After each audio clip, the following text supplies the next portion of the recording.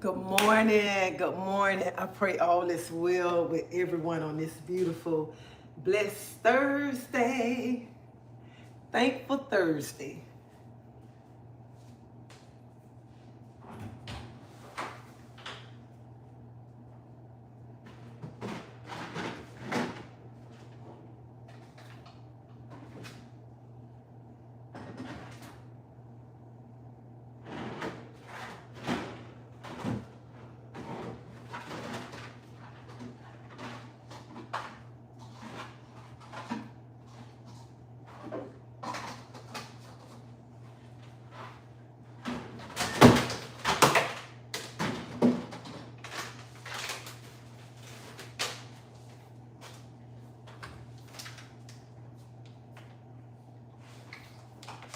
Hey, I was finna have a fit. I was finna say, I don't have no more creamer. What's going on?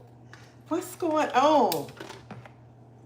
So how everybody doing on this beautiful, blessed Thursday?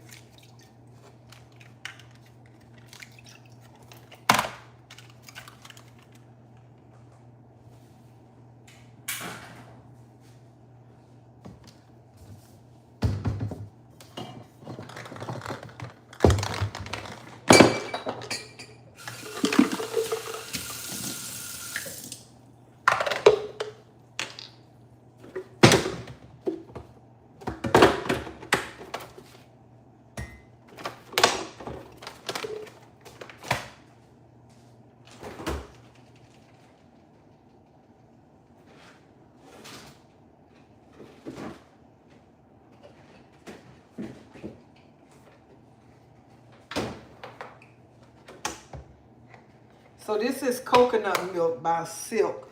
I don't usually buy this kind of milk, but I got it because, baby, I am the buy one, get one free queen, okay? Especially at Publix.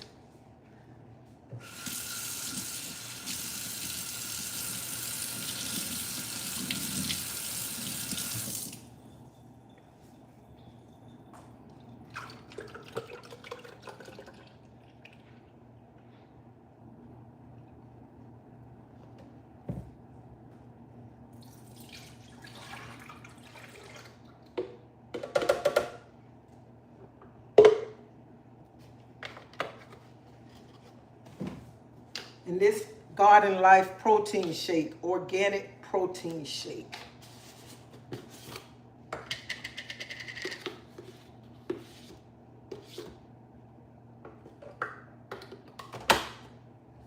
So my friend, she want me to make, she want me to sell this pasta this weekend. It's a pasta I used to make long time ago. And she was like, you should start making that, selling that. See if I want to sell that. So what is this on my head? It's a wrap. That's what it is. I'm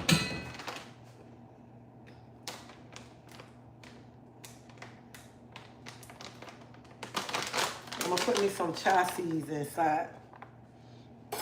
When you put chia seeds in anything, you know they swell up and they make you full.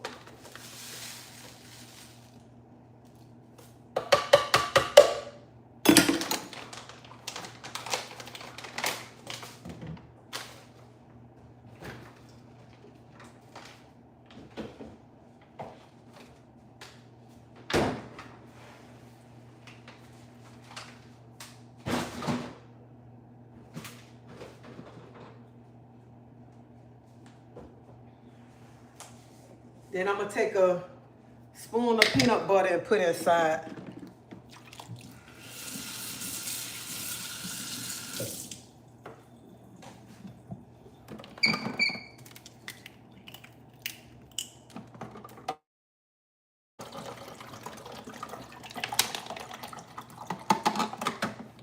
Listen, who still eat peanut butter and jelly sandwiches? Because I know some people, when they get grown, they be like, ooh, I do not like peanut butter and jelly. You wouldn't dare catch me eating a peanut butter and jelly sandwich. But baby, I love me some peanut butter and jelly, okay? And on some multigrain bread too. Oh my God. I don't know what, y'all don't know what y'all missing when y'all Because you know, sometimes when we get older, we be saying, I don't eat that junk because I ate it too much when I was a child.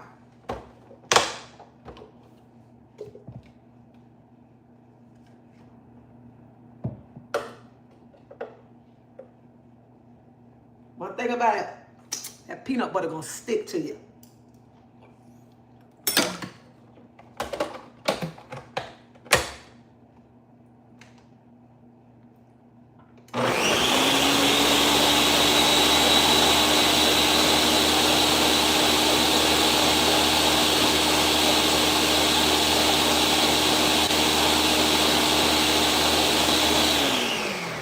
And to make a protein shake good.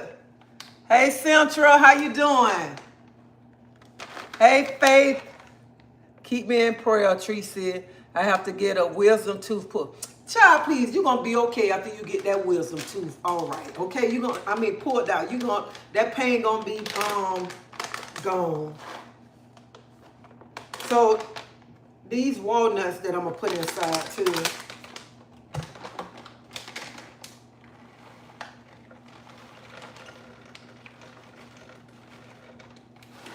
You got to make your protein shake exciting.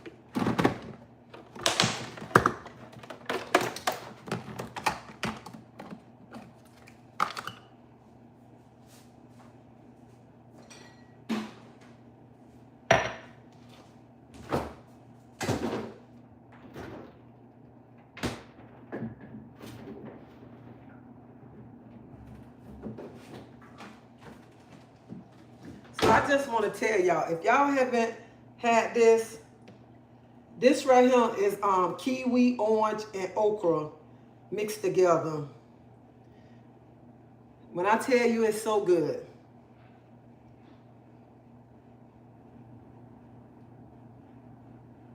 Look how it's coming out. So that's all in here. Okra, orange, and kiwi. So I've been like trying to detox my body. And I haven't had no alcohol so far.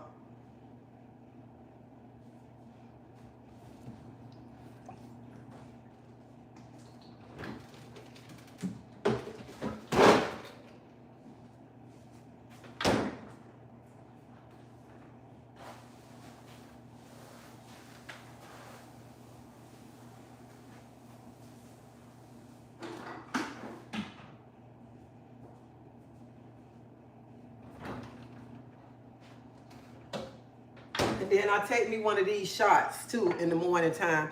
This cayenne pepper, turmeric, and black pepper.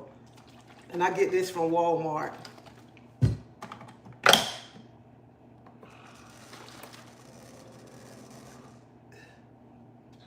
Vontrice. Oh, that's a pretty name, Vontrice. Did I pronounce it right? Watching from Clearwater. Your name is pretty. But Faye, I pray everything be all right. I woke up to eating a healthy salad, tomatoes, cucumbers, and boiled eggs. It's been my pregnancy craving. Oh, child, when I was pregnant, I don't know. I used to like take my milk and put it in the freezer and let it freeze up.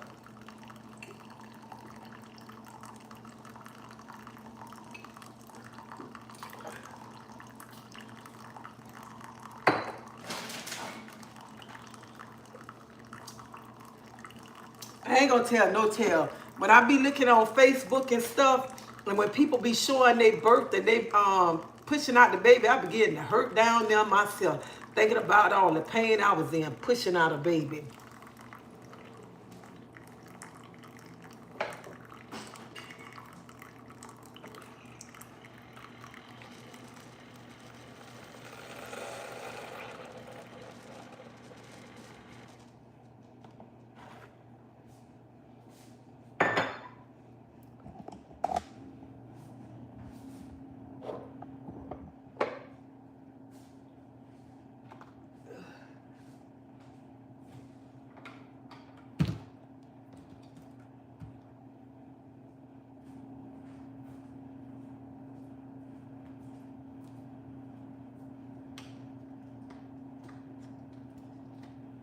I was out there trying to do.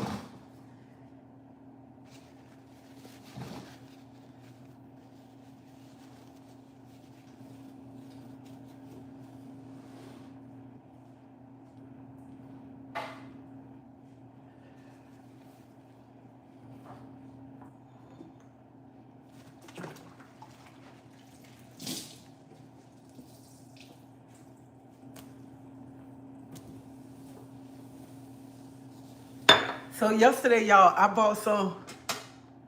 Would you ever travel and set up your pasta? I've been thinking about doing that.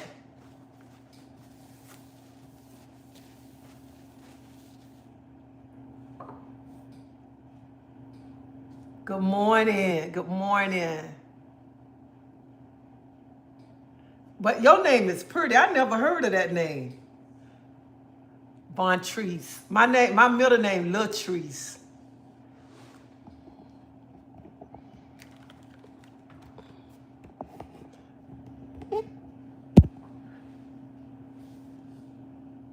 Faith. Hey, Queen.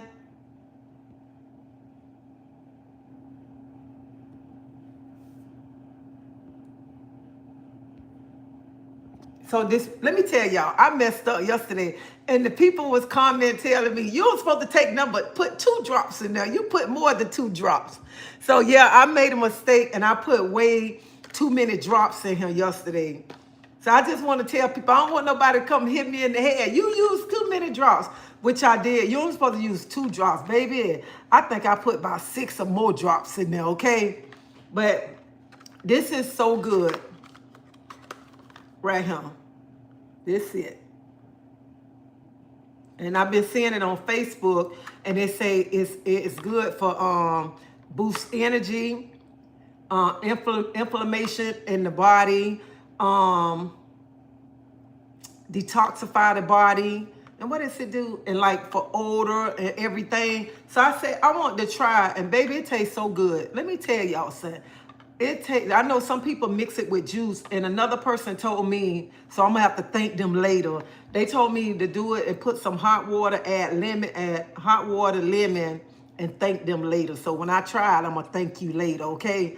But that's what they told me. So yes, I made a video, so y'all don't pay attention to the video because I put too many damn drops, okay? Too many.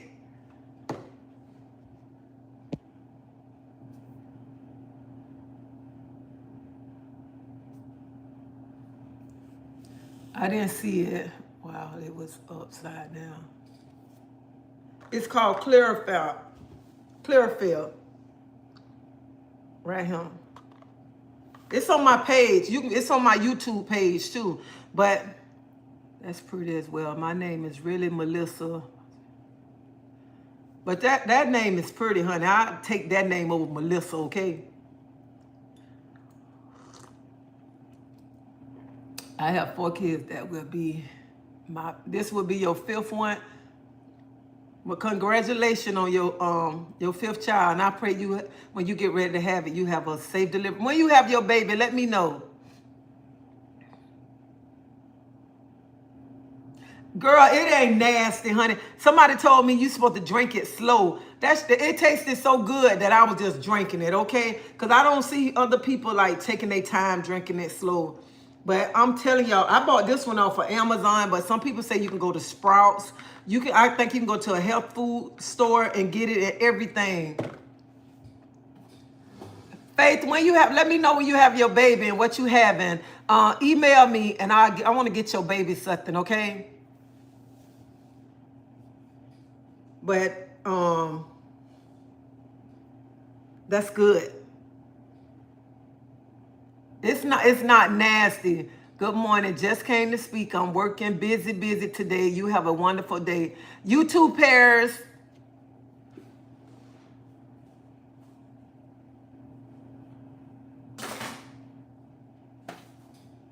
So, and then I'm trying this too. So I saw this and I seen a lot of people was trying it. So I said, I want to try it too.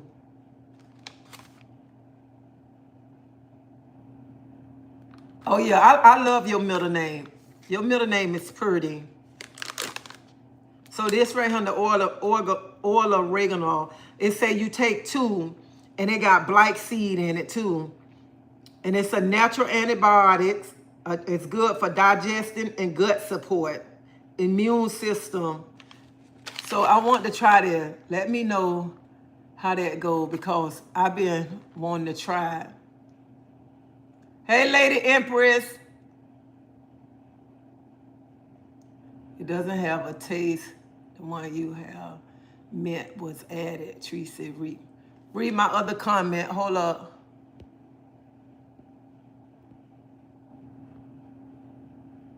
I just commented on that video. I read the directions. I looked it up. The product suggests use a diet. So I'm gonna take one.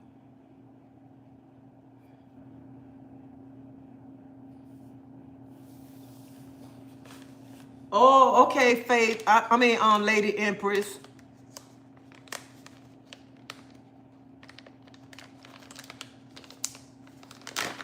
But this one here, it tastes good.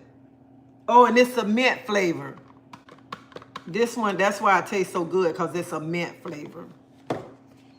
But these right here, it say take 2 soft gels, grab your favorite drink, consume once per day. So we're going to see how these work. Good as hell for the body, for sure. Well, we're going to see how good it is for this body. I just been out there. I was trying to work out a little bit. You know, I still can't do too much because my left foot still kind of swelled up. So I went out there. I said, let me try to do a little exercise. Because if you don't move around, baby, that weight start to pick up on you. Hey, Wayne.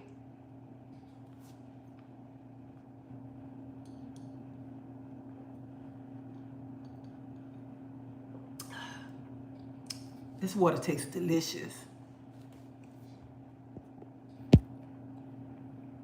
Lynch Mob is funny. He said, keep my enemies close for what? F my enemies. Lynch Mob passed. That man passed funny. He be like, enemy? Who say keep an enemy close?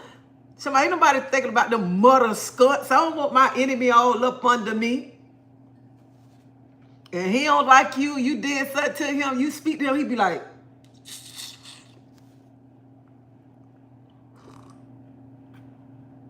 so, child, please.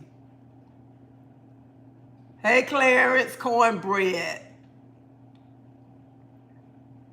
So this is what I want to say this morning. I want to talk about two things this morning. This what everybody been talking about, chlorophyll. Yeah.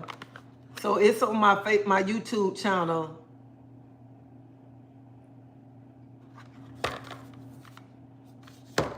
And then I'm trying this right here. Shit, this little thing was $29. I thought it was gonna come in a big bag. It came in that right there.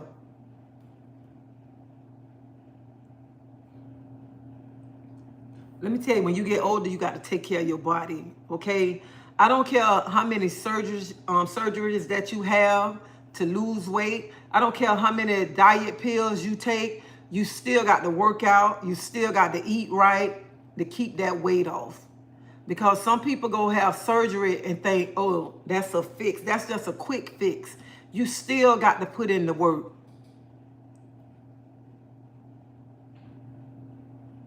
Oh, what he do? He be like,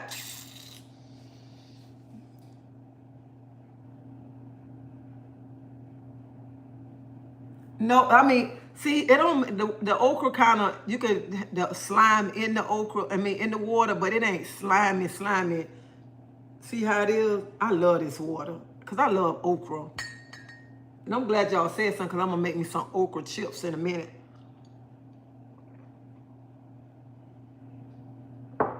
But this ain't slimy at all. See how it is?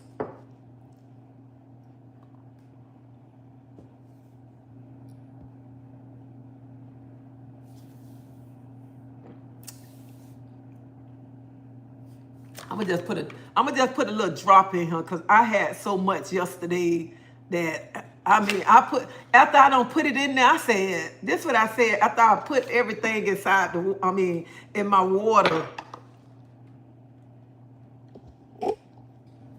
After I had done made it, I didn't want to throw it away. And I'm like, God, dog, I was supposed to put 2 drops. So that's why I was telling everybody, that's my fault. Because I'm just studying, making the video. But I'm just going to put 1 drop in here.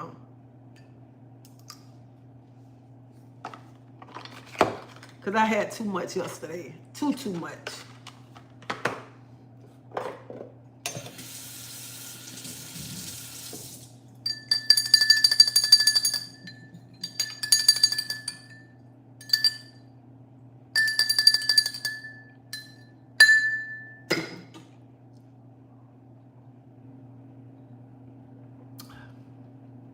Oh, it tastes good. This is so good.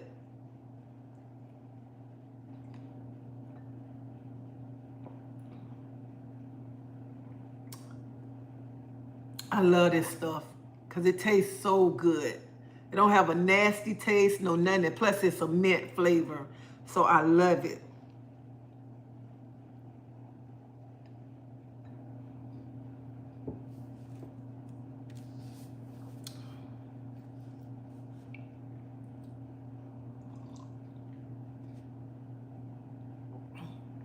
So y'all should try this.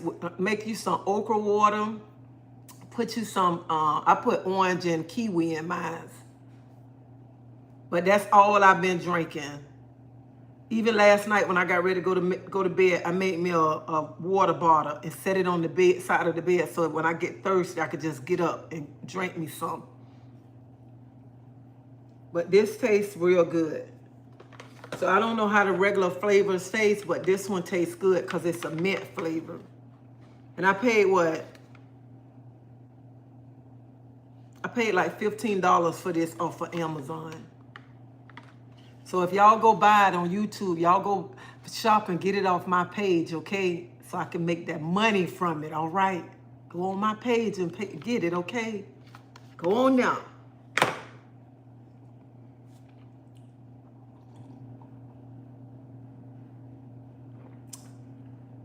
But this... And you know, Wayne, yesterday was my first time trying it. But I've been hearing so many good reviews about this. And that's why I say I'm going to try it. Because at first I'm like, they just talking. And then I just see so many people bragging about it. So I say, I'm going to try it and see what it's all about. And yesterday when I tried, I'm like, this tastes very good. I like it. Especially, you know what I'm saying?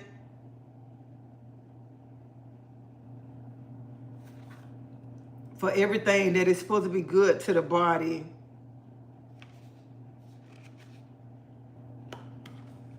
And this right here, like for natural antibiotics, immune system.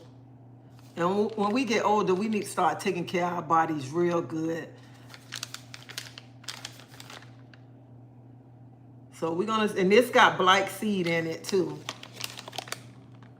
Oil oregano. Try it with your oak water. Yes, you do. Hey, T-Hall. Hey, David. Hey, Tam. I'm just going to say Tam, okay? Nope. 25 drops are not full drops. When I put the video up and people, I say, I used too many drops, but I ain't finna throw my stuff away and remake it. I'm not doing that.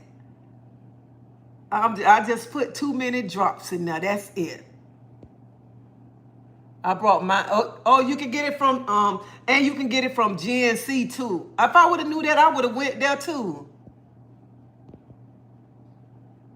Yeah, you got to take care of your body, period. I don't know why, like some people, you know, even when you have that surgery, like the sleeve, or you have whatever to lose weight, you still got to work out. You just can't think, oh, I don't had this, I ain't got to work out, because when you don't work out or you don't eat right, that weight come back on you so quick.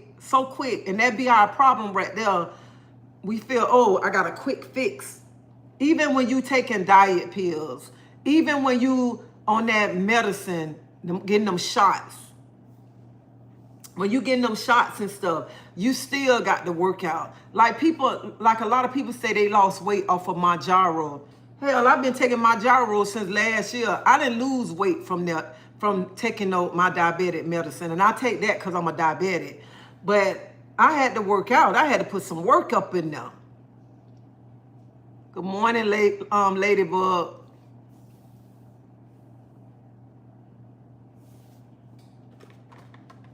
It's it.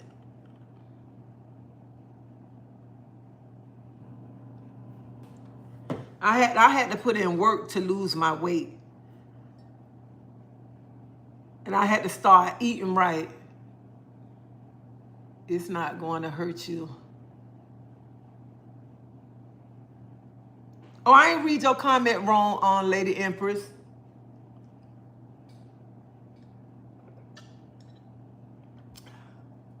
But I ain't telling no tale. This stuff is good. I guess it's so good because it got the mint in it. That's probably what.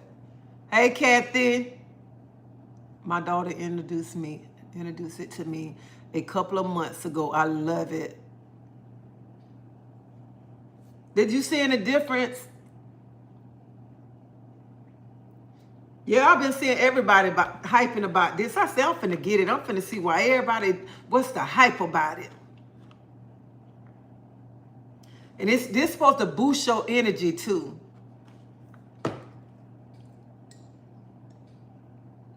And see, I take iron medicine too because I'm anemic. So that's good too. You're right. You'll definitely have to work out. I don't care what you take or do. Working out is, yeah, people got to work out. I don't know why some people be saying, oh, I'm finna take these shots, so I'm gonna lose weight. You have to work out, okay? I don't care if you got to do something. You just can't take shots and sit. You just can't take pills and just sit, let the weight fall off, and then you begin to eat again. Your weight come on double. You have to work out. That's why this morning, like, I got an ab lounge in my right here. So when I sit and look at TV, I get in my ab chair and I be doing me some crunches. This morning I went in my garage. I did some weights.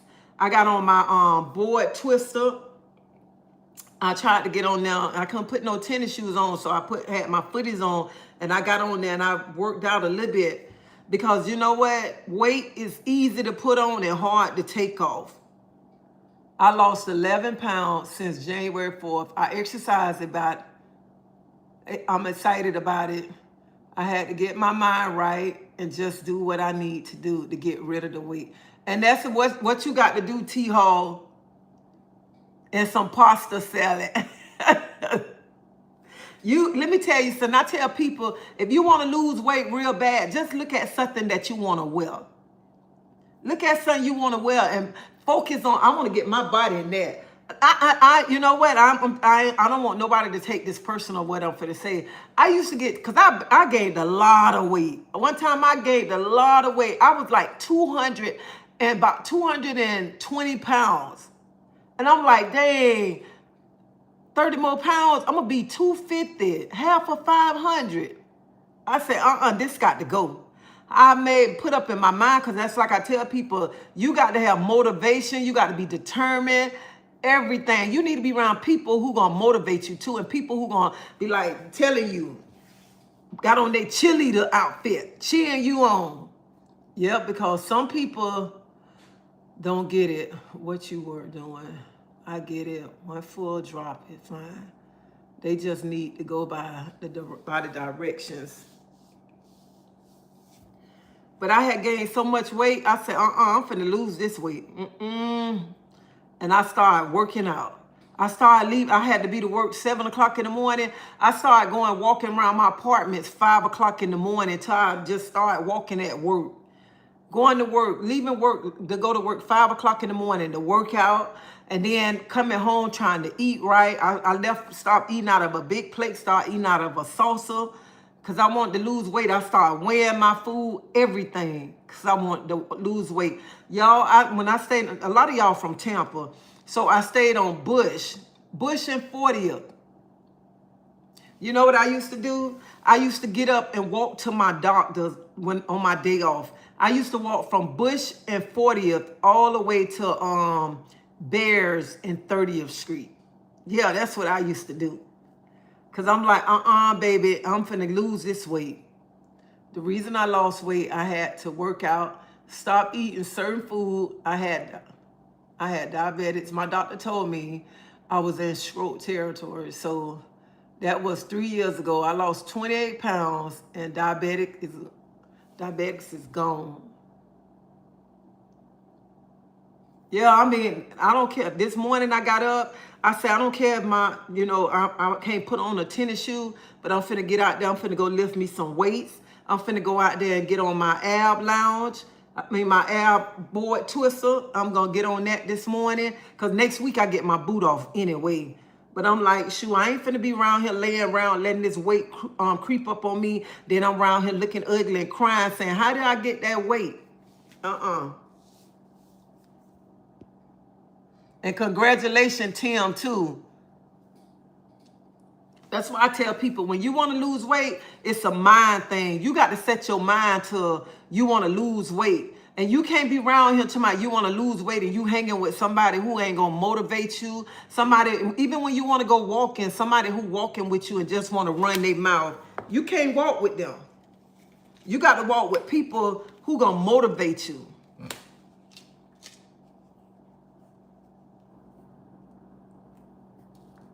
Them the kind of people you want to be around. Miss Treasie, when can we get the lasagna? I know we talked about it then, about losing weight. Shame on me too. You the one wanted. You're not the one asking me to cook the lasagna for you, because somebody wrote me asking me to cook a lasagna for them, and I was supposed to reach back to them. I need to get in touch with them too. So you got to put your mind to it when you want to lose weight. I can't ride my spin. I can't do a spin because I got to get my seat fixed. The doggone one of my grandchildren one time was doing like he could do catwalks on my spin bike. So now I got to get my seat fixed.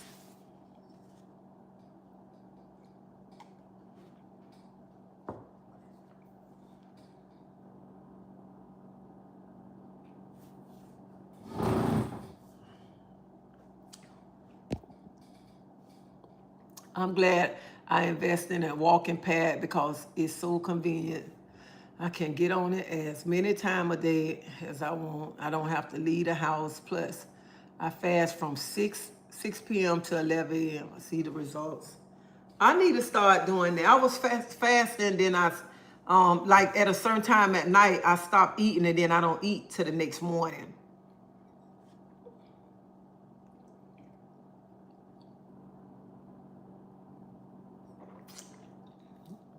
Listen, when I get off this live today, I'm gonna inbox you and I'm gonna give you my phone number, and I'll make the veggie lasagna for you. That's what I do. Cause the other day when I felt bad because I'm like, somebody asked me to make a little veggie lasagna for them, and then here I'm making one on live. So when I get off live, I'm gonna inbox you and I'll give you my phone number. You can call me. Oh shit.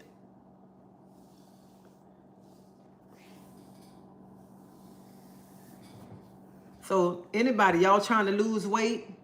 If you're gonna have surgery, you taking them shots, are you taking diet pills? Remember, you still got to work out. You got to put in that work. Don't be around here to my, oh, this is gonna be a quick fix, and then you have double the weight on you because you don't be paying attention. You got to start eating right. Hold up, let me show y'all.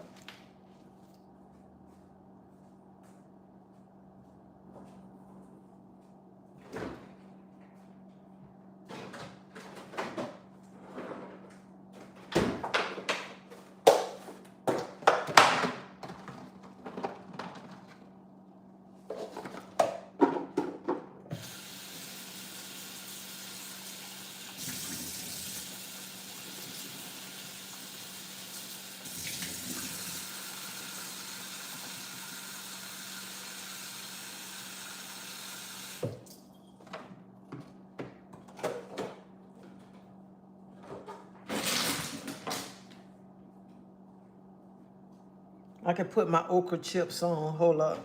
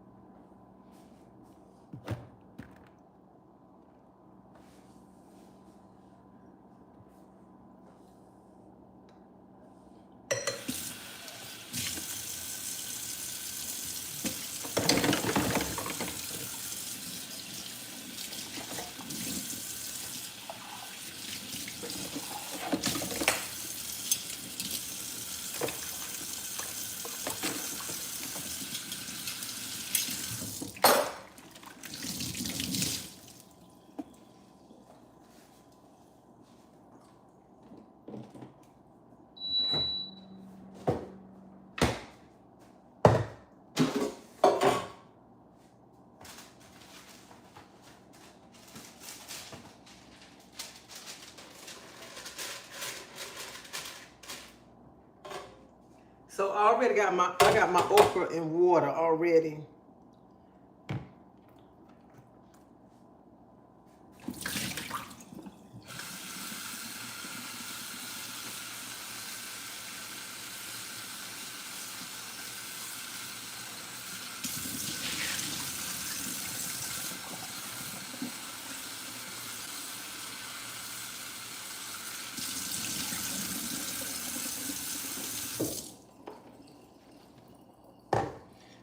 I like to do.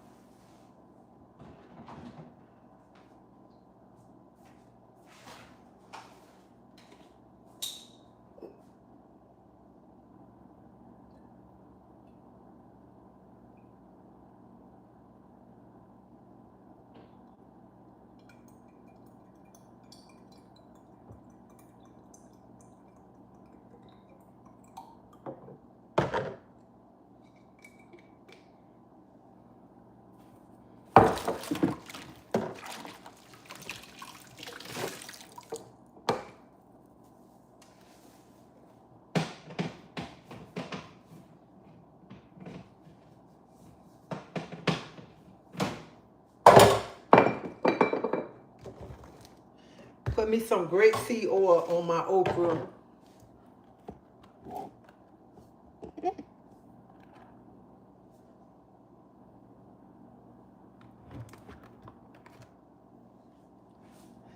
So thank you for saying you love how clean I am. I feel we all supposed to keep our kitchen clean, everything, because nobody should cook in a dirty kitchen.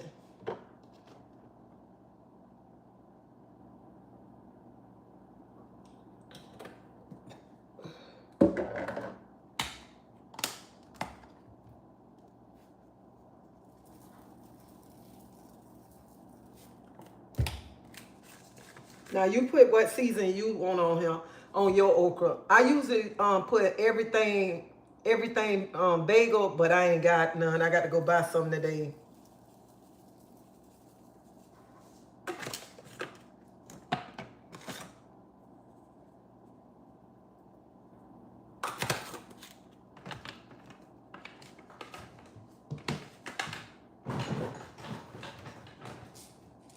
And this salt here, this pink Himalaya salt right here, this salt right here is the best salt to use. The best.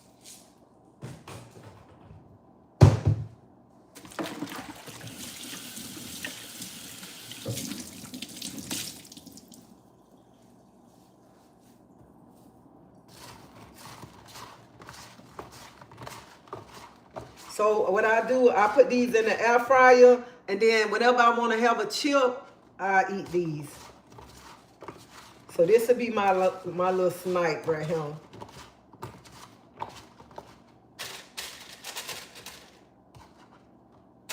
And don't be to my, ooh, that's probably nasty. Don't knock nothing till you try it. Especially when you're trying to eat healthy. It's kind of hard because when you're not used to eating certain things, you're going to be like, I don't want to try that. You need to try it. Stop around here to me, I don't like this, I don't like that. Your butt want to be healthy.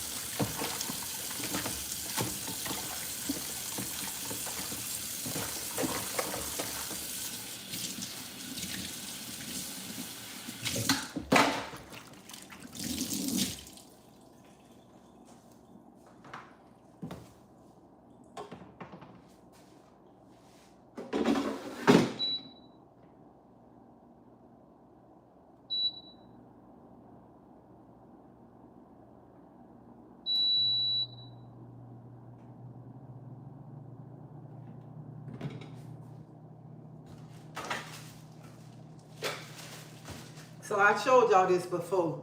when you want to eat right. I got to sit down. My doggone foot hurting.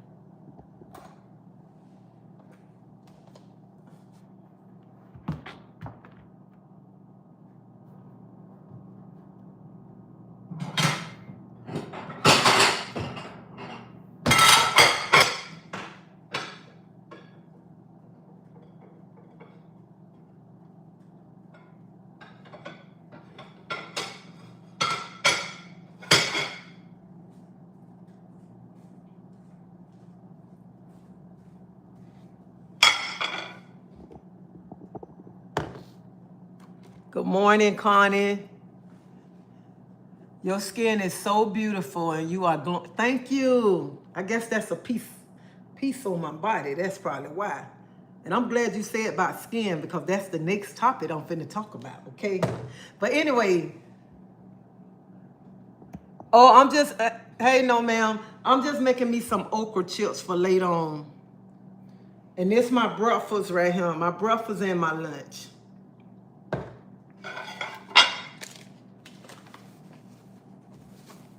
So like I was telling y'all earlier, you want to lose weight, it's a mind thing. You got to have determination. You got to be motivated. You can't be around here today say, I want to lose weight and I'm going to eat this and I'm going to do this. You got to train your mind. You know how we train our mind for everything. You have to really train your mind. You have to start making prepping your food. You got to make you a menu. You got to back away from a lot of things when you trying to eat right. I know a lot of people say, I don't eat vegetables, but honey, vegetables is good for you. Real good, especially that spinach now. And if you don't know how to cook spinach, you need to get around the right person that can do you some spinach up, do your vegetables, make your food exciting. Like I even must tell people, let me tell you something, I hope she on here too. I hope she on here. But anyway, last week when I made the lasagna for a young lady. And I made the lasagna for her because anytime I call her, ask her to show me something when it's dealing with Facebook or whatever, she have no problem to show me. She never say I'm too busy for you. And then plus I wanted to talk to her about a situation that I saw that I didn't like. And she know what I'm talking about if she see it watching me. So when she came over here, I said, do your children want some food? She was like, Miss Treasie, my children ain't gonna eat that. My children don't like vegetables. And the kids came in, I said, do y'all want some? And they was like, yeah. So I fixed them a plate. When they came back, she was like, y'all don't, but my children don't like lasagna.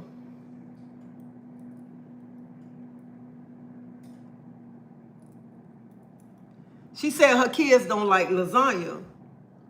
And then with the vegetables or whatever in there, man, them children tore that lasagna up. And that's why you mothers, when the children come out, they don't eat vegetables, honey, make the vegetables exciting. Oh yeah, they tore it up. Heck no, I ain't pregnant. I just got a gut. Ain't no baby coming up out of here. This, honey, this just fatness right here. This happiness, okay? I know your butt shame to my, am I pregnant? Heck no, I ain't pregnant. Look at him. That's why I got up this morning to work out. Because I'm like, I got to get rid, look at this gut right here. I got to get rid of this. I don't put, look it up. I put on a little bit of gut up here. Baby, ain't no pregnancy coming out of him. And plus, my little bra ain't got him sitting up high today, all right? But baby, ain't no baby coming up out of here. That's just fat and happiness, all right?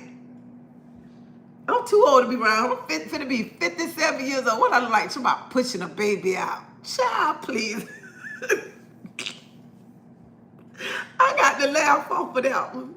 The only thing you had to say, Miss Treasie, you looking fat today. I would have preferred you say I'm looking fat than asking me was I pregnant. Oh my God. But anyway, I can't believe am I pregnant?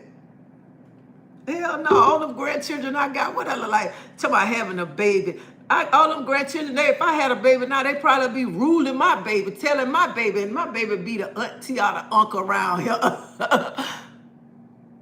The first time I cooked lasagna for my husband, he said he didn't like it, what was in it. Went to a friend's house for dinner. She and her mother made a lasagna, and he ate it up. But let me tell y'all, I know how it is the first time making the lasagna. The first time I made a lasagna, yeah, they asked him out, was I pregnant? I'll never forget, the first time I made a lasagna, I made it in Riverview Terrace. And my little god sister Ernestine, and my little man at the time, I ain't gonna say his name at the time, but I made a lasagna. She said, sis, this shit nasty. And I spent all that money buying that lasagna, and I ain't gonna tell no tale. That shit was nasty, okay? I didn't do the ricotta cheese right. It was so nasty. And when she told me it was nasty, I was so mad with her. I say, how you gonna say it's nasty? She's my butt treasie. I'm being for real. The shit nasty. I wanted to hit her little butt in the head when she said that. I said, I ain't feeding your little ass no more. She's my, I don't care. You can't get mad because it's nasty. And then when I ate a piece. I'm like, oh, this shit nasty. It was nasty. Thank you, Jacqueline. Thank you so much. And let me tell you something. That's why I don't make lasagna a lot. Lasagna is not cheap. And especially, I'm telling you, my lasagna ain't cheap because I want my stuff done right. I ain't finna cut no corners. I ain't finna say, let me go to Save-A-Lot and buy this seasoning. I don't know nobody who would go to Save-A-Lot. I don't shop in there, okay? I love me some Publix. I go to Walmart too, but I really love Publix. And I ain't finna cut no corners when I make my lasagna, when I make my homemade macaroni and cheese and stuff. I ain't cutting no corners. I don't care how much money I got to spend. I want my stuff to be right. I want it to come out right. That's why I tell people when I make lasagna, I ain't cutting no corners. But you parents, when them children don't want to eat their vegetables, honey, make it exciting for them. Hide it in the lasagna. Hide it in something. Even if you got them, like you can make a rice. Take some cabbage, mix some mixed vegetables in there, throw some rice on top of that cabbage, and cook it all together and have it seasoned right. Them children gonna eat it. They ain't gonna think about the vegetables. Y'all, that's what you gotta start doing. You gotta start feeding them kids the vegetables at an early age. Mix it all up in there and stuff. That's what you got to do.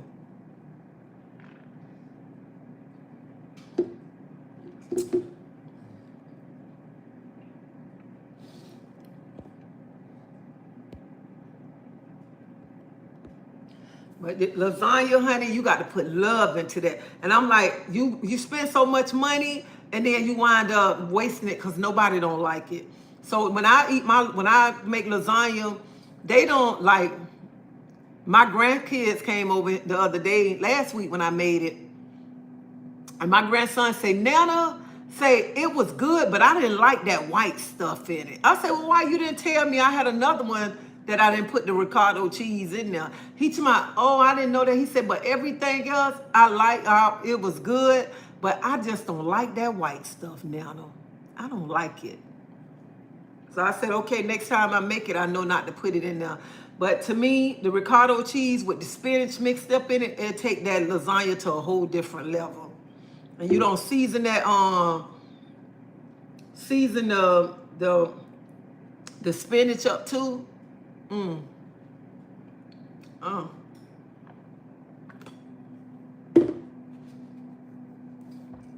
that's money. I might sell that Saturday.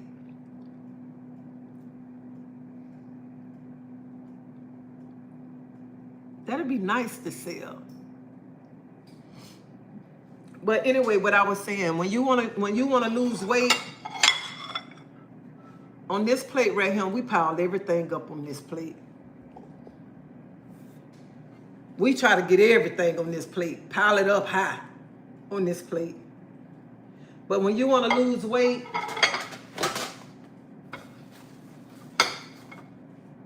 you go from this plate to this plate.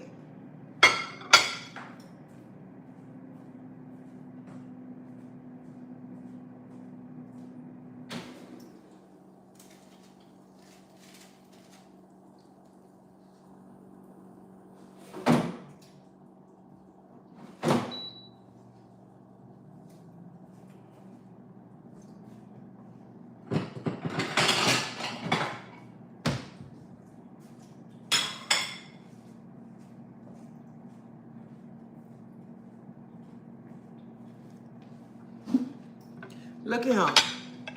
Look at the difference in the plate size. Right here.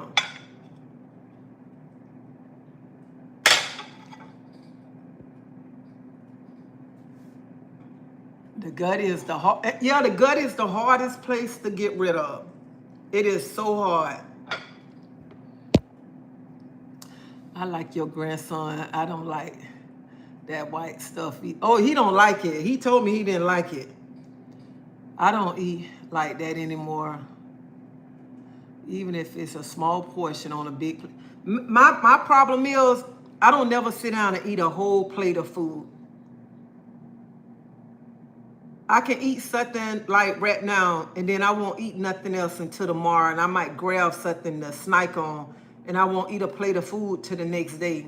I don't know why I don't be that hungry like I used to, but I just feel when a person losing weight, a person should drop down to something like this instead of a big plate like this, because you putting too much.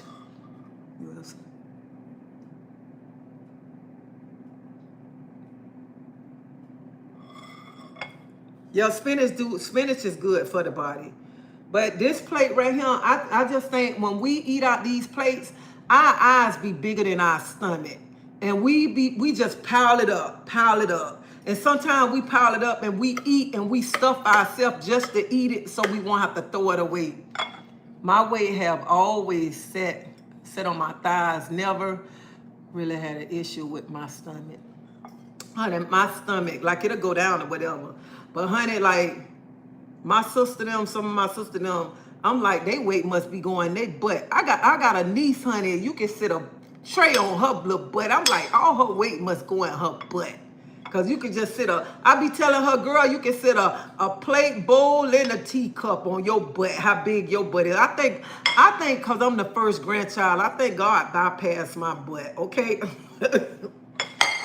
He probably bypassed me and gave the butt to everybody else in the family because I was the first one born.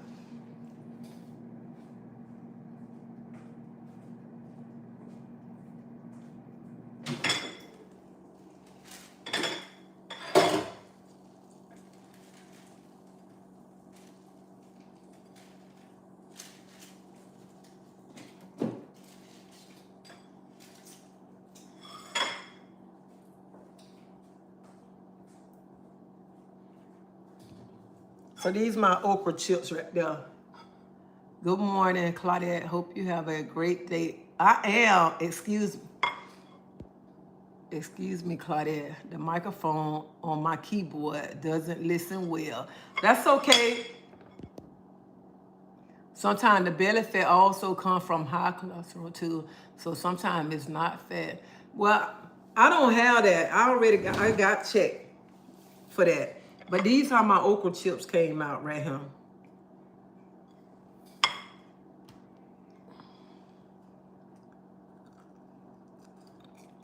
Look how good they look. They soft. They seasoned right. Look at him.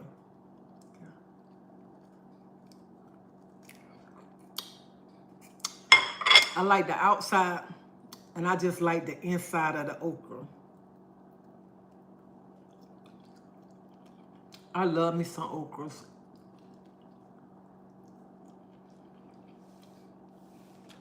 Y'all got an air fryer, you better try this. Stop going to buy chips and eat something like this right here.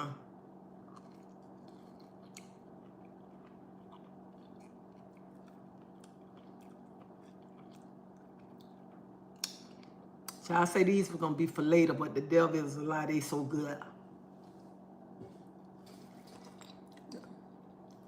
And if you want to weigh your food, get you one of these scales. This came from Walmart. But I seen the other day when I was in there, Ross had one. Ross had a bigger one. I think I paid like $15 for this one here.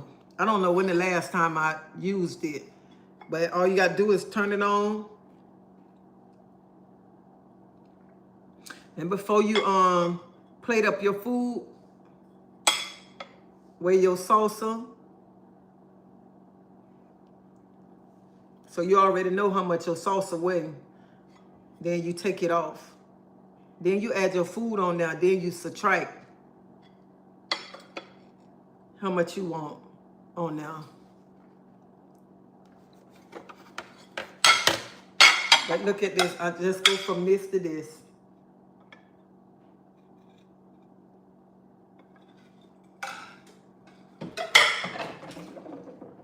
So stop thinking that you're going to go to the doctor and you're going to get a quick fix and you're going to be okay or whatever. You still got to work out. You still got to eat right. And you still got to have motivation, determination. You got to train your mind, everything. And you need to start meal prepping if you don't eat right. Meal prep for the whole week. You need to make a list when you go to the store. Child, I shouldn't even be talking about making a list because I don't make a list, all right? I need to start making a list. So making a list, I'm talking about myself. I need to make a list. And you got to stop eating all that bread. You got to back away from a lot of carbs. That's what you got to do. Stop running to my quick fix. These things so good. I'm gonna have to go to the store and buy me some more okra.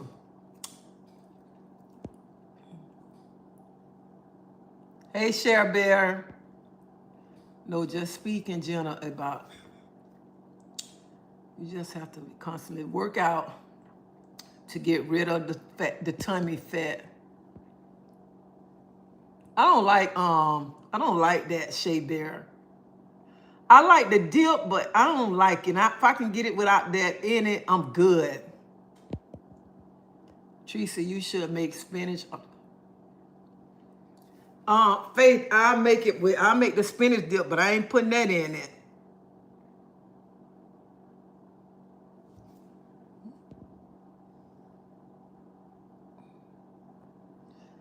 I know I'm just not interested in weight.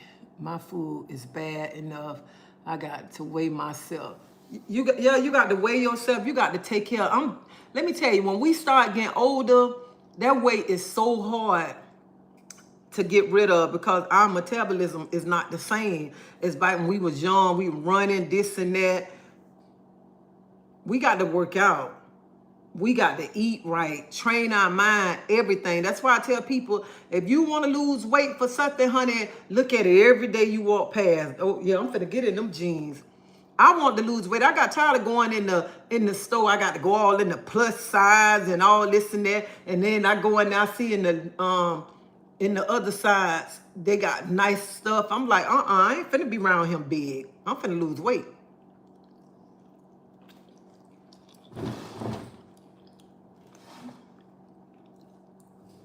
So that's why I went on a diet to lose weight for me, not for nobody else. And if you're going to lose weight for you, to make you feel good. Not losing weight for nobody else, for no man, no woman, no nothing. Lose weight for you because once you start losing weight, you begin to feel brand new, like a new person have been born, okay?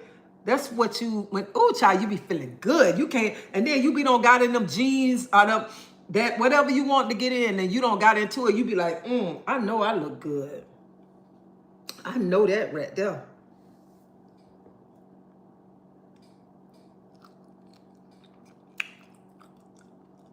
This is so good.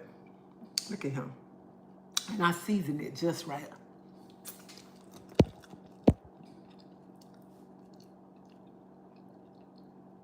Alcohol is sugar and carbs too. I cut back from that soda. I don't hardly drink. I ain't gonna lie. I don't hardly drink sodas. I drink a soda when I don't have too many cocktails, because that soda got to bring me back to reality. That's why I keep sodas. I got to have a Coca-Cola when I don't have too many margaritas. I ain't even finna lie to y'all. I'm not finna lie to y'all. If I don't have too many margaritas, I got to have a Coca-Cola. Yeah, and even the woman clothes and look like kid clothes. I don't know what's going on. Walmart prices are getting too high. I don't know what's going on with Walmart.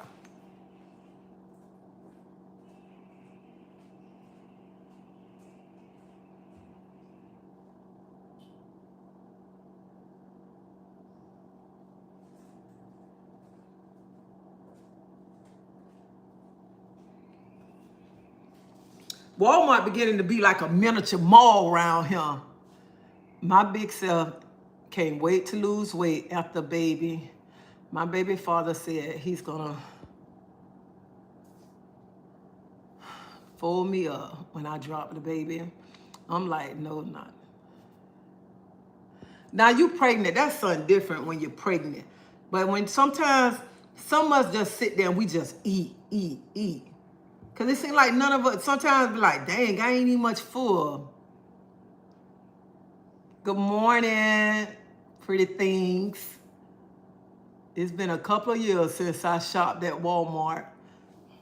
I go to Walmart sometimes. I'm not a mall person. If I got to go to the mall to buy me a pair of tennis shoes, that's the only reason why I'm gonna go to the mall. But I ain't telling no tale. I ain't finna be around here spending $100, $200 on a pair of jeans for somebody but to be name. I just can't do it. I mean, to each his own, because I don't want to say it the wrong way, because you know y'all people like to come in uptight. But to each his own. I'm not the person to go spend $100, $200 on a pair of jeans, somebody's name on my butt, okay? I ain't doing that. I don't care who do it, more power to you. And I ain't no cheeky person, okay? I'm not gonna do that, and y'all already know. I'm not a, only thing I like name brand is my tennis shoes. That's it. Fine about paying rent, and I never lived there. Oh yeah, I got to faith. I got to keep. I can't say nothing wrong because they be on me. Okay, you know somebody gonna come by. You know she talking about people to my name brand clothes. I mean, to me, I love when see other people with name brand clothes on or whatever. I say, oh, that's nice, but I'm not into that. Only thing I like name brand is my tennis shoes. I got 2 closets of tennis shoes, okay?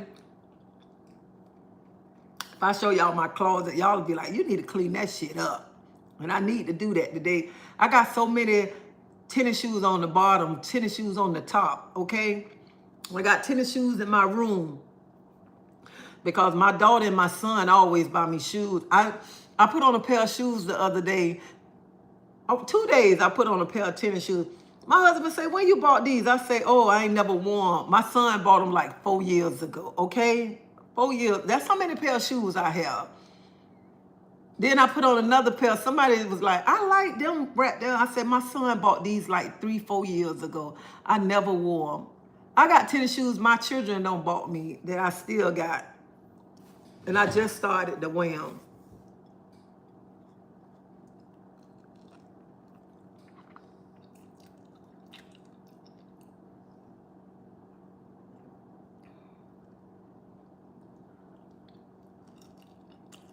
Yeah, it's too cold up here during the winter. It's affecting my hair. Wow. I love tennis shoes. Baby, I ain't gonna tell no tale now. I ain't gonna tell no tale now. So that's why I say to each his own when people spend money on their pants. And you know what I'm saying? I ain't saying nothing bad about them. That's not me or whatever. And I can't say, just like I said, I can't say nothing bad. Because when it comes to tennis shoes, I spend $250 on a pair of tennis shoes, okay? I ain't even finna lie. So when somebody say, oh, I paid $300 for these pants. I don't never say you crazy or none of that. And I be like, child, just give me a pair of Walmart jeans. I'm gone. That's all I tell them. Because, baby, I spend $200 on a pair of tennis shoes. $200, $250 on a pair of tennis shoes in a heartbeat, okay? Share bread good for you. Do what's...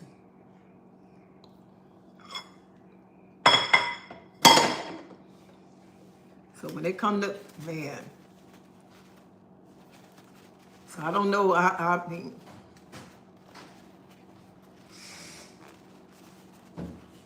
What? You looking over here at me.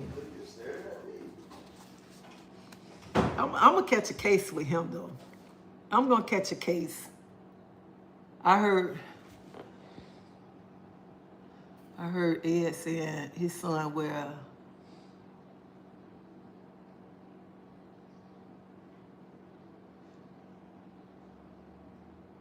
Oh, yeah, yeah. Oh, yeah, I don't know why he tried me like that. I don't know why Ed got on him talking about his son wear $1,000 shirts and expensive pants, this and that. Honey, I ain't spending that. I ain't doing that for a grandchild.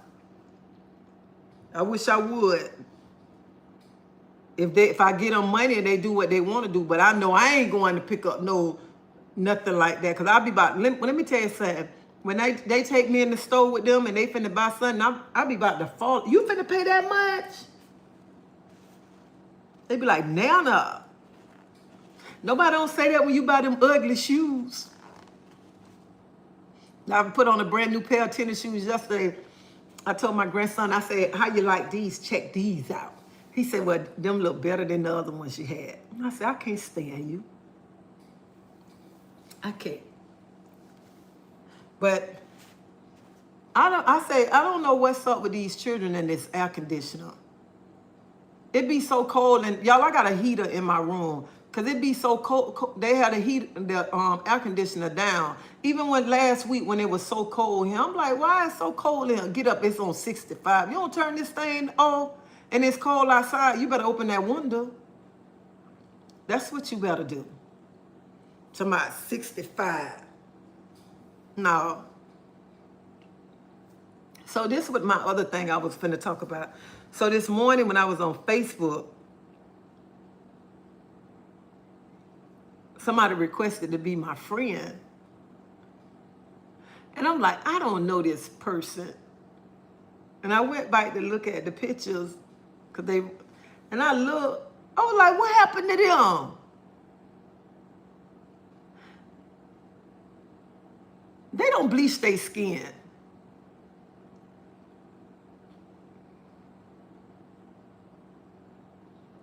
And I'm like, why do women bleach their skin? Why do anybody bleach their skin? That's what I want to know. Why are we bleaching our skin?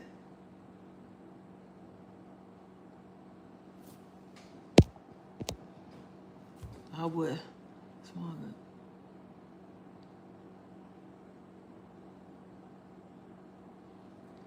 I just feel like this right here. When I saw it and I didn't know who the person was, and I had to go back and look through the pictures, and then I'm like, what happened to them? They don't bleach their skin. And I just want to say, we shouldn't be trying to bleach our skin to be like nobody else. Because our color is beautiful. It is so beautiful. Our color, you know what? It means power. We powerful.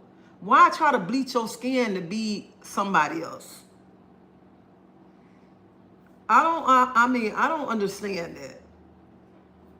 I don't want to bleach my skin to be like nobody else. I want to be who God made me to be. And I think it is. I think it's self-hate, because you know what? They always say because light-skinned women get more. But I feel that nobody shouldn't be around here trying to bleach their skin to get more or whatever, because more men pay attention to a light-skinned woman or whatever. Baby, that to me, that's low self-esteem right there. If you got to bleach your skin just to get somebody attention, that's low self-esteem right there. I don't want to bleach my skin. I want to be the color that God made me. And that's what some of y'all, I'm like, You don't be now. You only must be recognizing people because they don't bleach their skin. You be like, dang, what happened to you?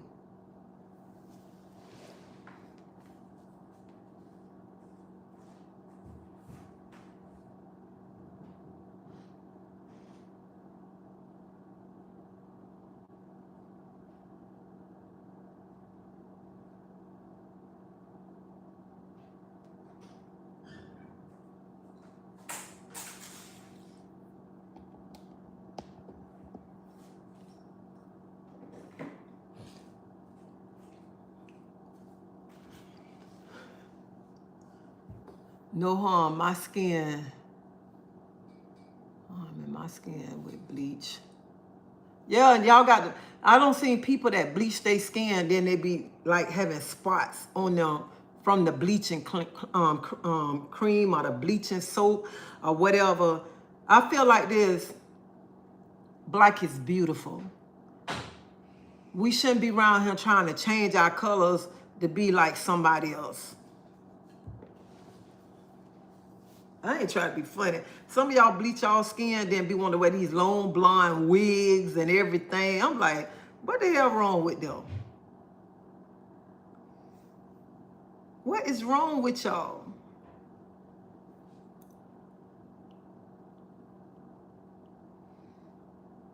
Stop bleaching your skin. Stop trying to be like somebody else and be yourself. When people start bleaching, it doesn't look right. It take a while for them. Yeah, when they stop, then they don't be looking right. Cause I be seeing some people, I'm like, even when I go in the street, I see some people, I'm like, dang, when they turn light skinned.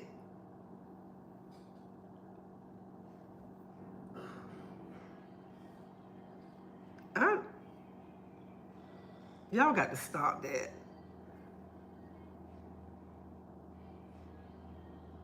Talking about bleaching the skin.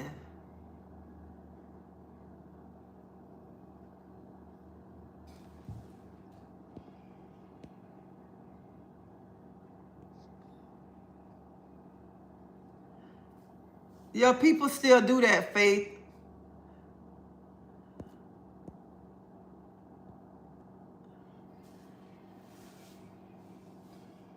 I have done crazy purchases like that for my shoes as well. Yeah, crazy. So when the first, next week? So the first next week, I wonder how people gonna act when they can't go to the store to buy sweets with food stamps.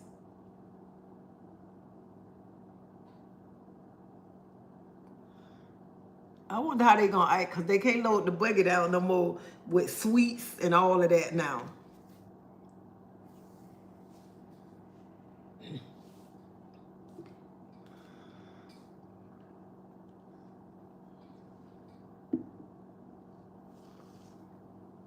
Dang, it's early. I thought it was about 12 o'clock.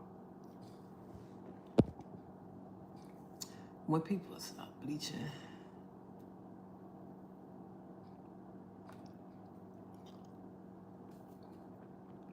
I guess they have to use their own money.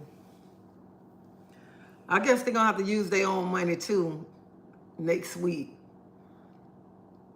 Because there's going to be a lot of people mad around here. A lot of people going to be going to the store acting crazy. And you already know you can't buy sweets with food stamps. I think starting April the 1st. And they're going to be going there arguing with the cashiers and everything. I just want to say, don't be going to no people's stores arguing, because they already told y'all April 1st, y'all can't buy no sweets with food stamps. So don't be around here acting all crazy and loading that bucket down with all them sweets. And you can't have them no more. What they say, no sodas too?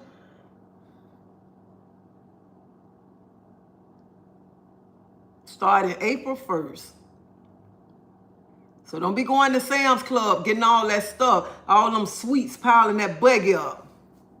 I hope they don't go in them stores doing that. They better not go in them stores doing that, but y'all know it's going to be a video up next week. Somebody acting a fool in the store because they can't get them cookies and them sodas and all of that next week. Watch and see, it's going to be on Facebook. And now acting a donkey. because they can't get it. Can you tell me about one of the best days of your life from your childhood real quick? So somebody asked me, can I tell them one of the best days of your life from childhood? My best days from childhood is being in Riverview Terrace projects with my friends. Growing up with all my friends in Riverview Terrace projects, getting out of school, going playing Foursquare, playing softball. Them was my best days right there in Riverview Terrace. And I wouldn't change nothing in the world from growing up in Riverview Terrace projects.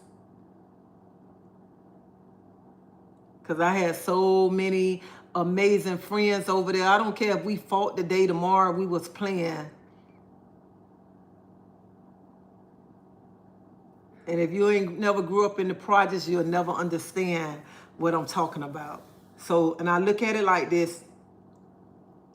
Even though my family stayed over there, but everybody in Riverview Terrace was my family. Them was my sisters and my brothers.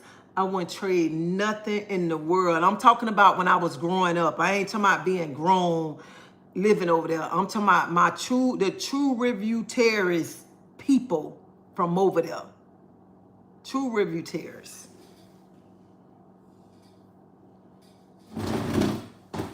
Dog.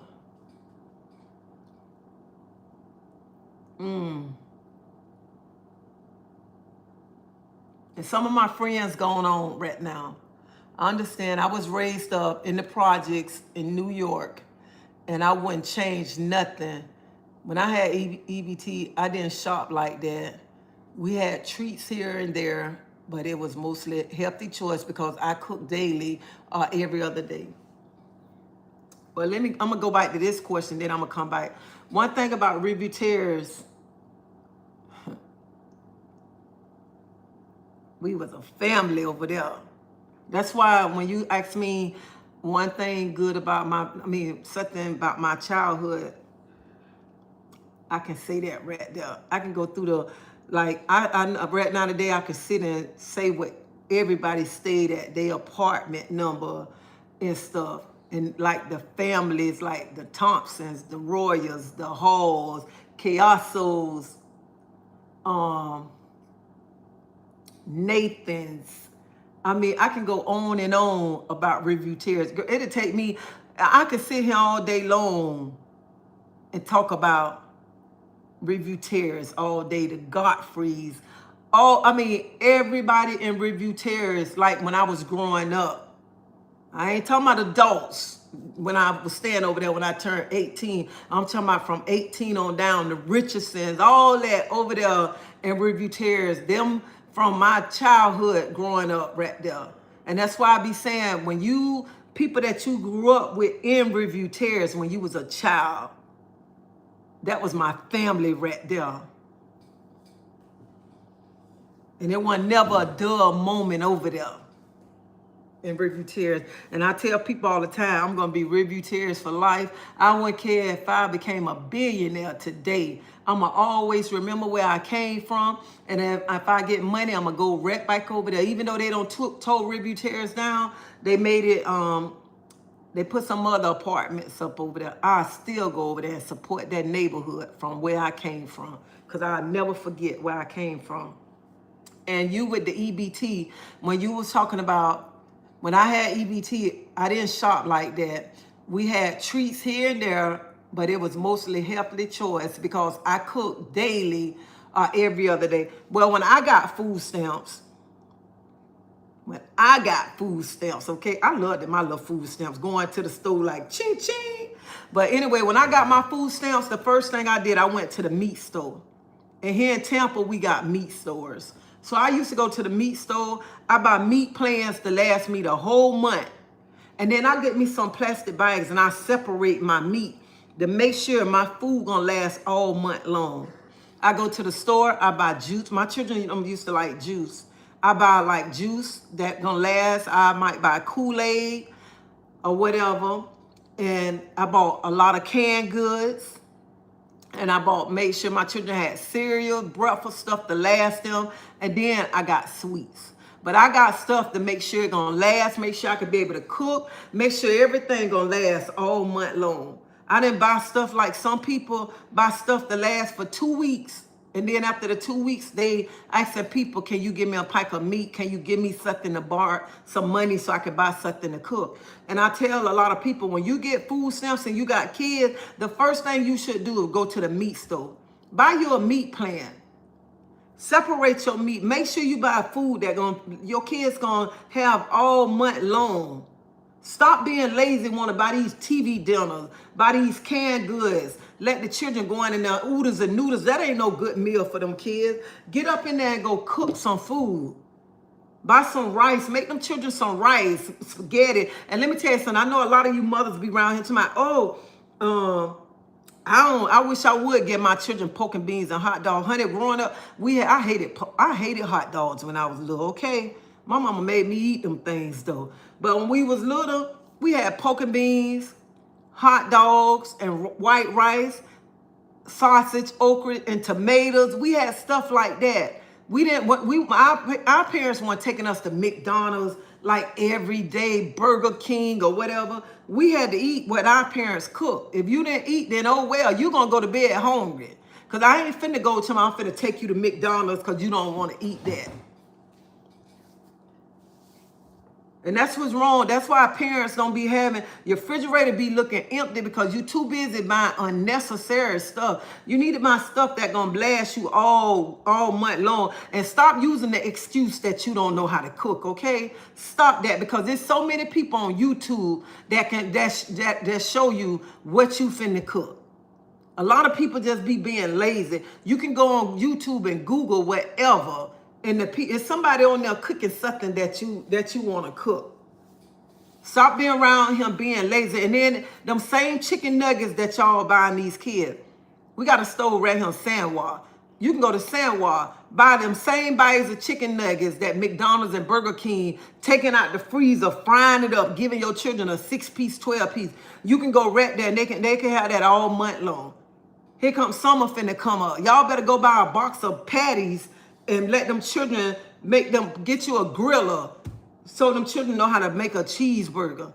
Stop going to I'm finna go to McDonald's and buy a burger. No, y'all better learn how to eat a mama's burger. Take them burger patties out the refrigerator. Start going to buy a box of burger patties, a box of chicken nuggets or whatever. Get some fries when you don't want to cook. Stop letting these children tell you what they want to eat and start giving these children a hot meal. That's why some of these children be going to school all cranky and stuff, because you mother don't want to cook a good meal at night for these kids. Some of these kids don't even much really know what a hot meal is because they too busy eating them old nasty oodles and noodles and stuff.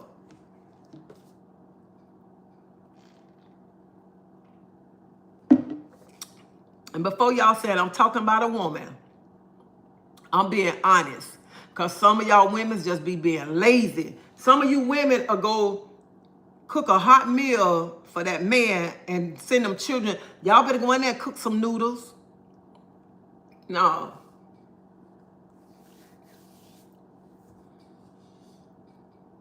Y'all better get in there and cook for those kids. Start letting them kids, start getting them kids a hot meal. When a child let me tell you, at night, when a child don't took a nice bath, a nice shower, or a bath or whatever, and got a hot meal on their stomach, that child sleeps so good at night. And some of these kids don't even much know what that is right there. Because some of y'all being so lazy. Some of y'all want to run the streets so much that y'all don't even much want to get in there and cook for y'all kids. I don't care if I was going out to the club. I've been making and cooking my own fries, making my own vegetable ramen noodles, adding vegetables, mushrooms to broth with eggs on the side. It's good. I am from Tampa. I don't care if I went out at night or whatever. I be don't cook for my kids. If I go to work in the morning, let me tell you, I used to if I get up early in the morning, y'all see how early I get up and cook. Even if my children was home during the summertime and I got to work all day long, I be don't cook the meal for my kids. Make sure my children have a lunch for them. Or they got food in there that they can warm up. I went around here tomorrow. I'm finna, y'all come on, let's go to McDonald's. I ain't finna cook or this and that. Or they say they don't want to eat and I don't want that. I want to go to McDonald's. The devil is a lie. You finna eat what I cooked today. You ain't finna go to no McDonald's. I ain't got no McDonald's money. I'm an ebook, ghostwriter, book editor, book formatted, and Amazon. I cook breakfast for my kids and I make dinner every night except Friday so they can pick what they want on the, and I think that's a good thing what you doing right there. On Friday nights, that's because don't nobody want to cook on a Friday night. So I understand that right there. And like them miniature quiche that I make, like I tell parents, even if you going to work, you can make them and the children just can get them out the refrigerator and warm them up. Even in the morning time, if you rushing to go to work or the children get up, they'll get something to eat, they can take one out the refrigerator and put it in the microwave, warm it up. Eat it on the way to school or whatever. But I just think a child need a good hot meal instead of not around here talking about you don't feel like cooking and stuff. Y'all better go fend for y'allself. A little child shouldn't be around here and have to fend for themselves.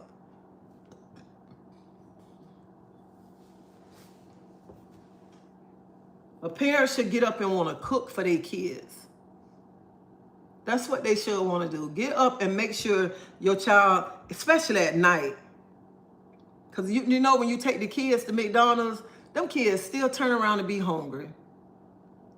Still be hungry after they don't ate that little burger, or sometimes them children play over them chicken nuggets or whatever. They play over that food, and then you still got to turn around and you got to cook something for them. No, that money that you going to give that restaurant, you can cook enough and make sure you have leftovers. Especially during the summertime. What you cook at night, them children can have it for lunch the next day.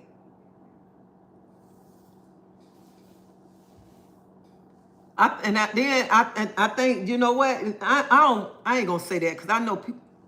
My son get a hot breakfast, lunch, and dinner every night. However, twice a month we allow takeout as a treat, and that's good right there. I can see twice a month, or like she said, she cooked every day except Friday. That's something different. But the cook and you know what? The cook and then when you don't slate over that stove and then the children say you don't want it, they don't want it. You be like, let me take y'all to McDonald's. Huh? The devil is a lie.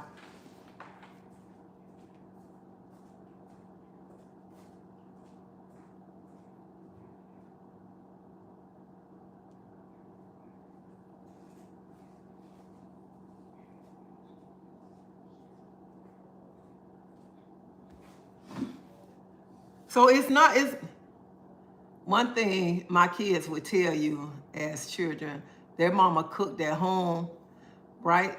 Takeout was certain day.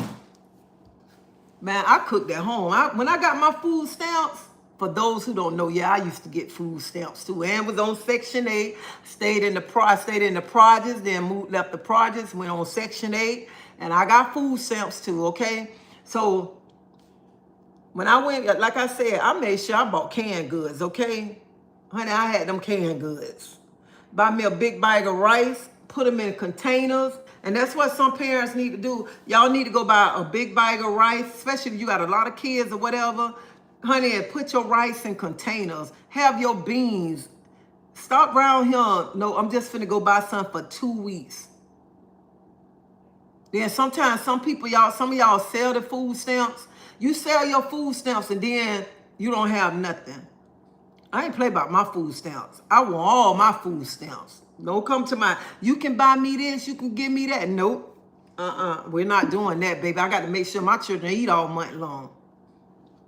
And that's what I don't understand, why some women don't even, if you're going to go to the meat store, that's the first thing you should do. Go to the meat store, buy you a meat plan that's going to last all. I know somebody, when they go to the meat store, they buy like case of wings, because that's the only part of chicken they like. They buy the case of wings because they have boys. They get them some freezer bags and they separate them and put them up. Then they was getting like Uncle John's sausages and stuff. Everything that they need, and they was putting them in bags. That's what I was doing. That's what you got to start doing. Y'all got to wake up. Times are getting hard. You know, this, like how this man stopping y'all, but y'all can't buy nothing sweet right now. What else gonna happen? Nobody has, especially you got a meat store in your hometown, you ain't got no excuse, okay? Because I'm telling you, Walmart meat is too high. Publix meat is too high. So y'all be going to the Walmart and Publix buying meat for your family. You got a meat store. You need to go to a meat store and get you some meat plans. That's what you need to do. Get you some the bags and separate it. Stop going, you go to Walmart, you get a little old thing of pork chop like this right here, about $15, $20. And you can go to the meat store and get a whole bag of pork chops. I'm gonna show y'all a whole bag of pork chops today. I'm gonna go get a bag of pork chops and I'm gonna show y'all how much I spent. My son and friends come over our house and tell us his mom only cook once in a while. That's why he like being over my house. And you know what? That's sad. She cooked once in a while. When I cook, if another child come and I'm finna feed my kid, my kids, my grandkids or whatever, I ain't finna be like, I ain't got enough food for you. I'll get that child my plate of food. Even if I didn't know that child was coming, I'm gonna make, oh, you can eat too. What you want? What you want to eat? Because some people be like, I only cooked enough for my children, and you got to tell your friend to come back. Child, I be feeding everybody, okay? I don't be canned. So, but I'm going to the meat store. I'm going to buy a bag of pork chop, and I'm going to come back, and I'm going to show y'all how much you can get from a meat store compared to Walmart, and what you pay at Walmart compared to the meat store. I have to find another meat market in my area like the one you go to. They closed it down after COVID. Y'all, we got so many meat stores here in Tampa. It's just I only go to one meat store. And I go to that meat store because they've been knowing me before I had my first child. Good morning, LaWanda. They've been knowing me before I had my first child. And they used to be on Florida Avenue across from Riverview Terrace. That's how long I know them before they moved over there on 22nd and Martin Luther King. That's how long I know them. Well, I just started taking it yesterday. Uncommon woman. I just started this yesterday and it tastes good. Even though I put so many drops in there yesterday. But baby, this thing is good. I like it. I love it. I love it. It tastes good. So y'all know April 1st next week. So y'all better start making y'all a list and don't be going in these people's stores acting crazy, want to fight the cashier because you cannot get no sweets on food stamps, okay? Starting April 1st, all right? So if you get a check or whatever, honey, you better buy them sweets out of that. Now there's one similar, but they don't cut the meat as you requested from the butcher. Setup is different. Oh yeah, like I got a meat store around the corner from me. Oh my God, their meat is so pretty. Pretty, okay? I love that meat store around the corner from me too. And I don't forgot the name of it too. It's at the tip of my tongue. But it's right here on Causeway. So I bought a case of oxtails. I paid what, $130 for the oxtail. And they cut the oxtails how I wanted them. He asked me, he said, how thick do you want them? I showed him and he cut them. So if you want oxtails and you want your oxtails cut, go right there. Because the whole box was like $130, I think. So that's another meat store that I go to. So it's two meat stores I go to. When I don't want to go to the one on 22nd, I go to this one around the corner. And that one there is like nice. too. And they meat cheap. Sometimes they have their meat already, like where you can just go in there and pick it up. And it's fresh too. But y'all, the women who getting food stamps, you know what I'm saying? I don't want nobody to think that I'm saying nothing bad because I got food stamps too. But I'm just saying, when you getting food stamps, you got to try to make sure you buy food that's going to last all month long for your kids. Especially if you got a lot of kids. Because I know some of y'all getting like $1,000, $1,500 in food stamps. You should never be without food. You shouldn't go without food, no nothing. Your whole house should still be full from the month before, okay? You should have a deep freezer to put food in, okay? Have a little deep freezer outside, stacking your food in your little deep freezer. You shouldn't complain at all. Not at all. And that's why I be like, when I be knowing people get all them food stamps, then they be trying, I got to buy something to eat, get some money to buy something to cook. I be wanting to slap them. What the hell you did with all them food stamps you had? I be wanting to know what you did with all them food stamps. And you know what? The other day, y'all, I was looking at something on a documentary. A piece of it was on Facebook. And you know what? This system was meant for us right here. That's why a lot of us from back in the days when our parents was growing up, this system was built to try to keep us down. And some of y'all stand down. Let me tell you why. Because back in a long time ago, when they said they started giving out the welfare checks and food stamps, but you couldn't have a man in your house. Okay, so that's why they built that system out so the woman can be a single parent, to run the man away. And that started years ago. And I was looking at that documentary and I was sitting there and I was like, you know what? Back then, if a woman would have thought about it, why I'm gonna put my man out just to get these little food stamps in his check, and me and him can build and make more. And the reason why I'm saying that, because this popped in my mind, because I was like, when I was on Section 8, they come to search to make sure you ain't got a man living in your house. They want to come look all in your cabinets to make sure ain't no extra toothbrush, but you and your kids' toothbrush. They want to look in your drawers, make sure there ain't no man clothes in there, and all of that. When I used to be on Section 8, I don't know how it is now, how Section 8 come and inspect your house. But back then, they used to come and inspect, make sure you ain't got no extras living, no extra toothbrush and all of that.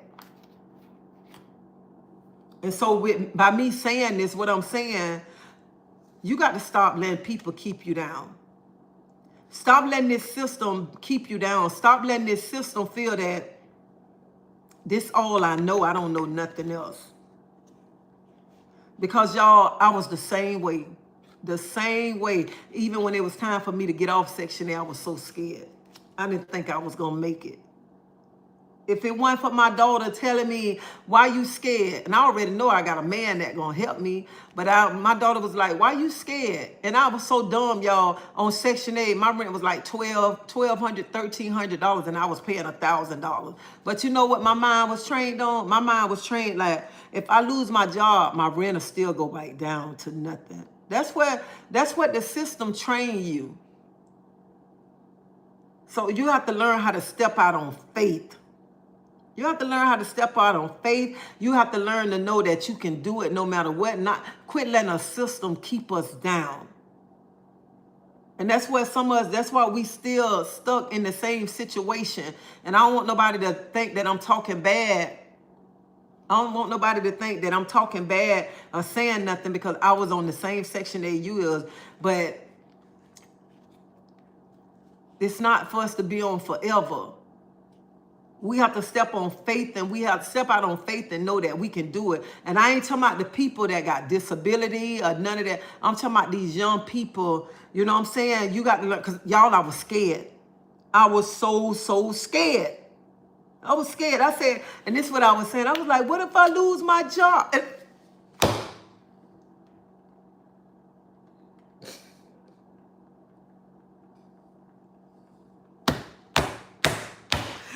got to tell y'all this. I got to. Because I know some of y'all in the same situation. Y'all saying I'm scared. But I'm telling y'all, anybody on Section 8 right now, y'all go through that housing program to get you a house through the program, okay? Get you a house through the program. Don't just sit there on Section 8. Honey, get you a house through the program that if Section 8 still offering that. Don't sit there just say, I'm on Section 8. I don't want to give it. Honey, benefit for it right now. But I got to tell y'all a funny story. I got to tell y'all this story. I don't think I told y'all this. I don't think I told y'all. Well, anyway, when I was on Section 8, and my baby Peaches, she told me, she said, Mama, because somebody called Section 8 on me. I'm waiting in Chicago. Somebody called Section 8 on me.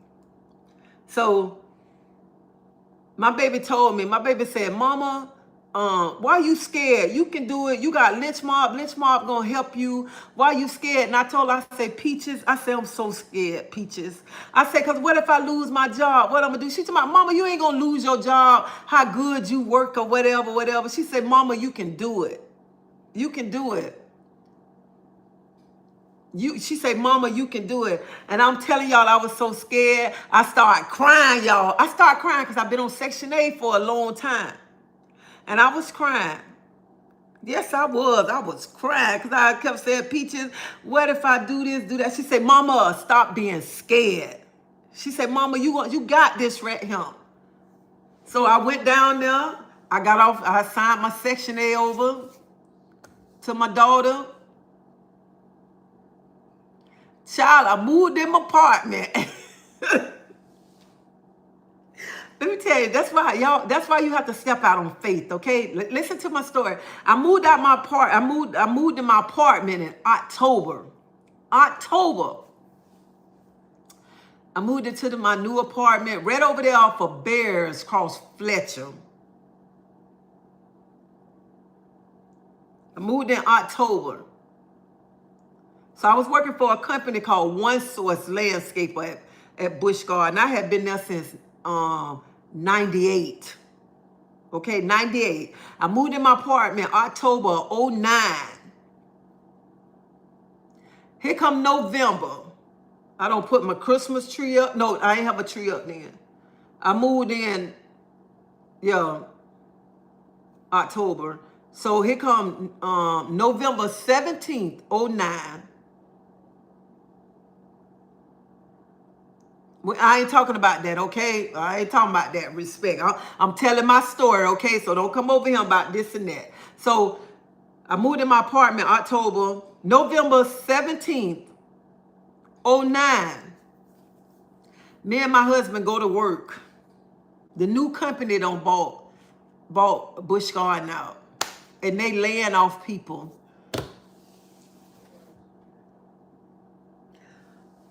We get laid off.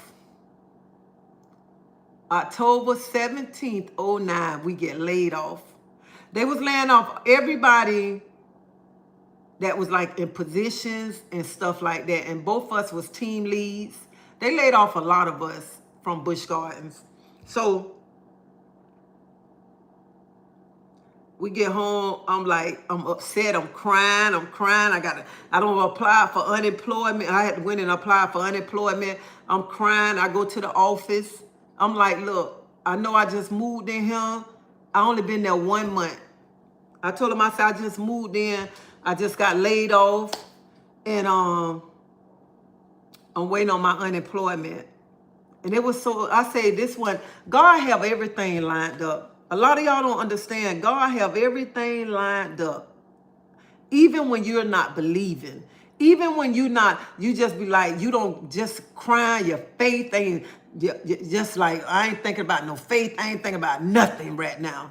So I went to the office and I told her, she was like, Claudette, don't worry about it. You'll be okay.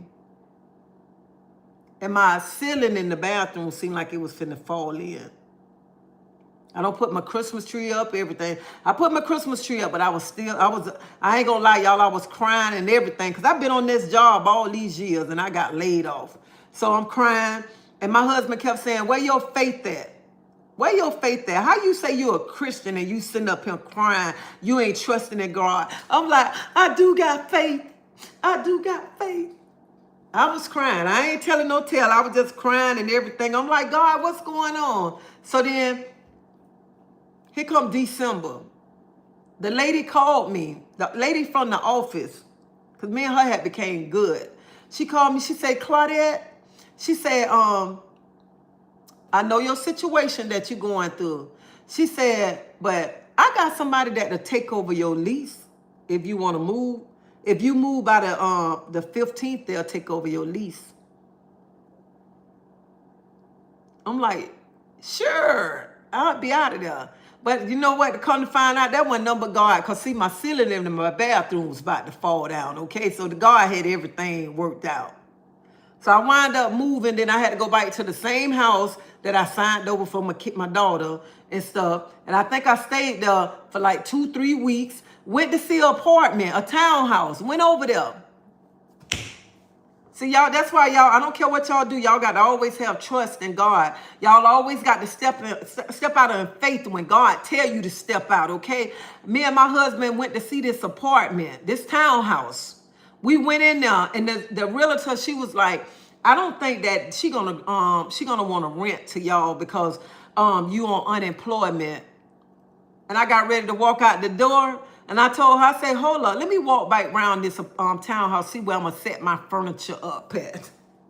I walked around and I said, I'm going to put my kitchen table here. I said, my china cabinet going to look here. And I said, you know what? I'm going to have my sofa going this way, put my chair here, put my love sleep by the sliding door. Oh, and my flat screen TV will look nice by that wall right there. And I was saying how I'm going to put my pictures on the wall and everything in there.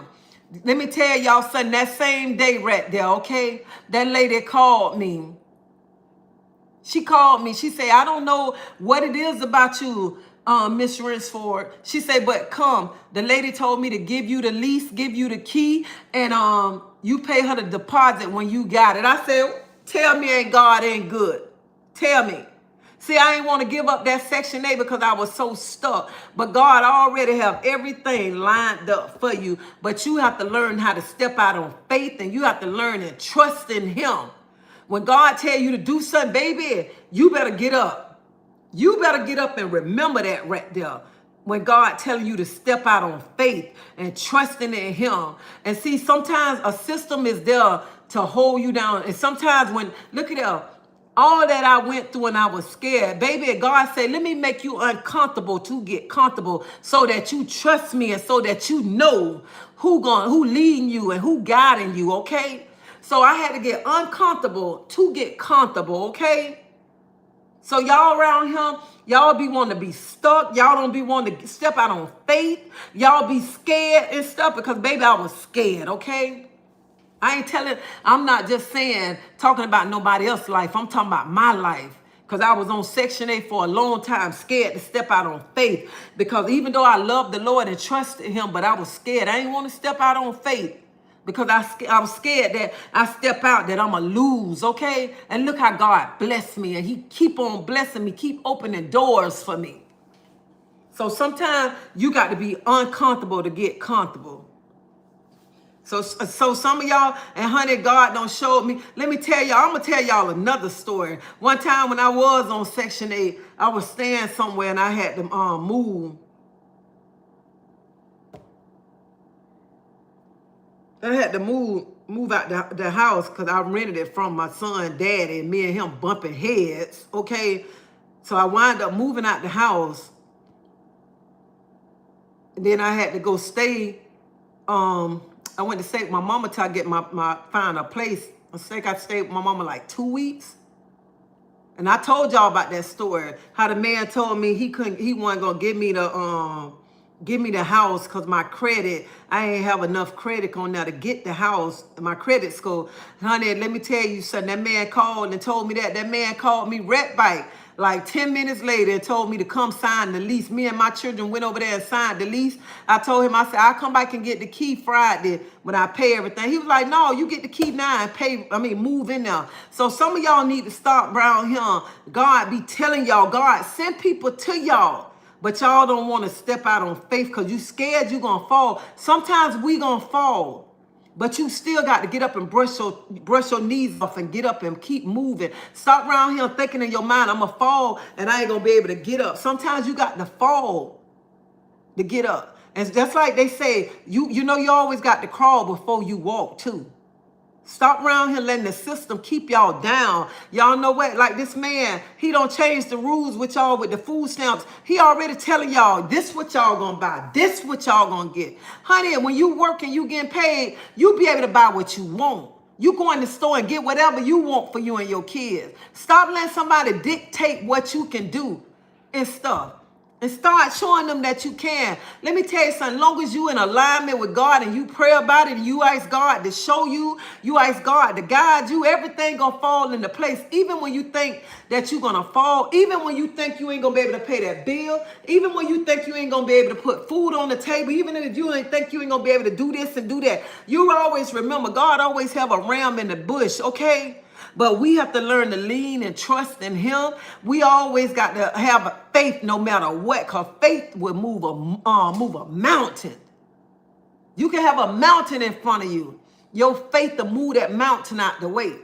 So y'all better stop around here letting people dictate you and stuff. Some of y'all be around here, even on Section 8, you got a man living with you. And when the man, I don't know if they still come to your house or whatever, or somebody call and they want to come check, you got to pack up the stuff so the man can leave. I know that because I did that before I got married. My husband ain't even much know I was on Section 8 because I ain't tell him my business. He was like, I ain't used to living like this. We got to get an apartment. We got to do something, okay? So y'all stop being around here. Stop being scared. Stop letting people tell you what you can do in your house. Stop letting to hear the president telling you what you can put on your table now. Stop that. Y'all got to get up. Y'all got to start showing people. Stop being around him being lazy. Stop being around here. Because you seen your grandmama, your mama, your aunts just sitting home getting a check, getting food stamps. You want to be like that. No, you got to break that curse right there. Stop sitting home being lazy, letting people tell you, oh, you got to do this, do that. Let me tell y'all something, and I don't told y'all this story. I'm going to continue to tell y'all this story. Even when the lady told me, hey, you want that $365 a month, that little welfare check, okay? You want that a month. You're going to have to come up here and go to class Monday through Friday from 8 to 5. 8 to 5, Monday through Friday, for a $365 check a month. Go to school a whole month, Monday through Friday, from 8 to 5. I told her, I told her like this right here. I'm finna go get me a job. Honey, I went and got me a job. That same day came back and said, I have a job. Guess what that woman told me? And it's bad when it be your own people too. Guess what she told me? Oh, you ain't gonna last long on that job. Baby, I showed that mama, honey, because I got that job in what, 98? I didn't leave that job till 09. Baby, I'm gonna show you. See, when you tell me I ain't gonna last on the job, you my motivator. You're going to make sure I stay on that job because I got children to take care of, okay? I'll be damned if I'm finna come up here and sit in a class 8 to 5 from Monday through Friday just for a little welfare check. The devil is a lie. I'm finna show you who you dealing with. And I know women from Review Terrace who went to that class for that check. The devil is a lie. I'm going on somebody's job before I sit here all day long for $364 a month. And that's just being lazy. So some of you,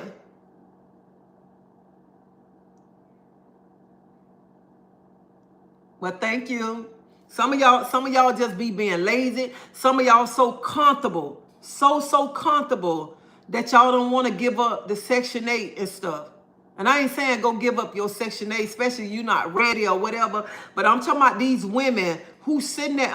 You know what? I want to say this to the women, to these women. I know somebody gonna come and say I'm attacking women right now, but I want to say this to you, young ladies. The young ladies that's just sitting home. You ain't working.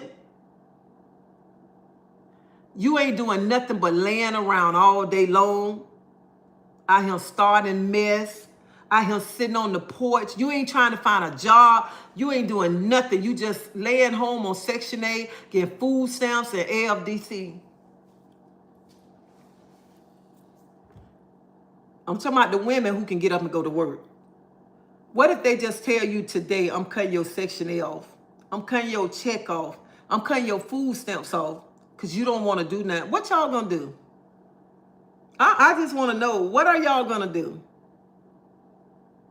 I want to know what y'all going to do. Because when we get on food stamps and welfare, that's supposed to be, that's what they call it here in Tampa, AFDC. You know what? That's supposed to be our stumping. That's supposed to be helping us to the next level. The next level, that's what it's supposed to be. Not for us to be on it forever. And I had to learn that too. That's why I say I'm not talking about nobody. I'm talking about my life too, because I had to learn that. I was in the same situation as y'all.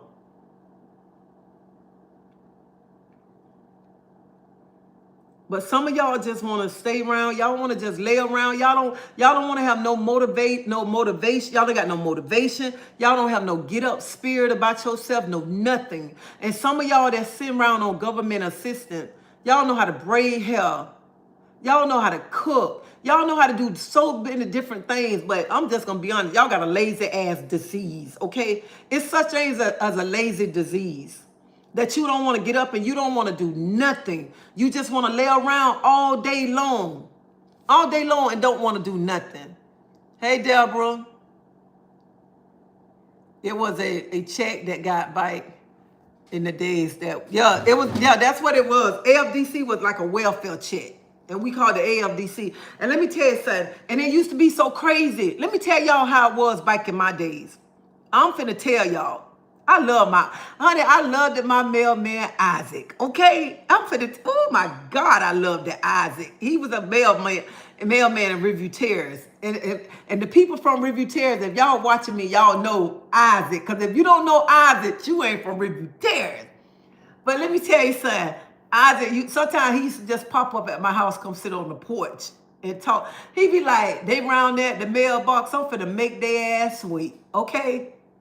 He used to make it come. Let me tell you something. When the first come, you see everybody standing around by the mailbox, waiting on him to put that check in the mailbox, so they can go up there to cash and carry the cash that check. Okay. And I used to, as I sit back talking to this, I sit back. I say, dang, how we used to be around waiting on that welfare check to get in the mailbox just to go shopping and stuff. And all that was built to keep us down. That's what it was for. It was built to keep us down, not for us to elevate ourselves, be stuck. But sometimes in life, you got to change and want different things in life that you got to say, I ain't finna be on this for the rest of my life.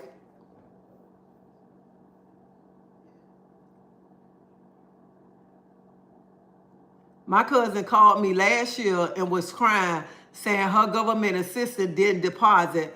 I told her, if my paycheck doesn't come, I call HR department to get a job. That's right. You know what? And sometimes when you don't get your check, honey, you be sitting there crying because you got to pay them bills and stuff. Let me tell y'all something. And that's another thing.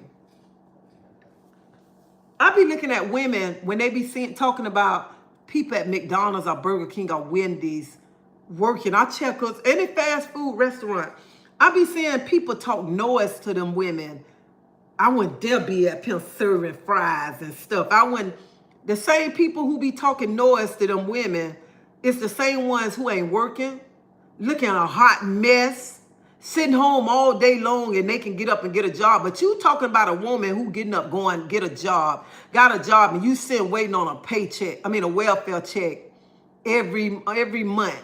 I would rather a paycheck every week or every 2 weeks just to sit home for a little $300 check. I don't know how much the check is now. I was on it for a few months. I said, nope, this not for me.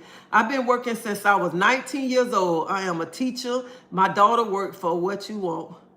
Don't depend on the government. Yeah, you got to work for what you want. And you know what? I'm going to tell y'all, I thank my mama so much. I thank my mama for making, always showing me and my sister and brother how to go out and get it, have motivation, be determined, and don't be around here sitting waiting on nobody. Because let me tell y'all, my mama used to get a welfare check back in the days. And somebody stole my mama welfare check. I never forget. I remember this day. You hear me? Somebody stole my mama welfare check. And my mama said, never again. Never. My mama went and got a job. My mama worked for Hillsborough County School Board almost 30 years. My mama went and got a job. My mama didn't have a car. My mama got up and walked to work. 5 o'clock in the morning. Me, my sister, and my mama used to be walking around. We dropped my brother off to my auntie house and we walked to school. And sometimes my grandmother boyfriend, William, would be waiting at the corner just to walk my mama all the way to work in the morning time. In the summertime. When my mama started working for the school board, my mama ain't getting no food stamps. My mama ain't getting FDC, none of that. The school, in summertime come, my mama worked at Po Folks in the summertime. When Po Folks first opened on Floyd Avenue, and I think that's Floyd Avenue and Waters over there, whatever, not Waters, Bird. My mama started working there in the summertime. My mama worked the school board. Then when summertime comes, she worked at Family Dollar. Then after a while, my mama worked at the school board. And then my mama worked at Family Dollar like almost 18 years. She went to Cleveland, and then she went to Family Dollar. So I thank my mama every day for motivation, because I sit and I look at some of the things that my mama used to do. I turned around and did the same thing, walking to work 3 o'clock in the morning, 4 o'clock in the morning, just to take care of my kids and stuff. And my mama motivated me not to sit around and stay on AFDC. My mama got off of that, got a job. And that motivated me not to sit around and say, I want to get an AFDC check for the rest of my life. I want to be stuck in this situation for the rest of my life. I don't work at Checkers too. My first job was at McDonald's. 14 years old, my first job at McDonald's. So it's no excuse. No excuse. Some of y'all got to understand, God ain't going to bless you when you ain't trying to help yourself. Some of y'all sitting at home saying, God, I want to do this, I want to do that. He ain't finna bless you and you ain't trying to make no effort. God ain't finna. What God look like blessing a lazy person? And like the scriptures say, a lazy person don't eat. A lazy person do not eat.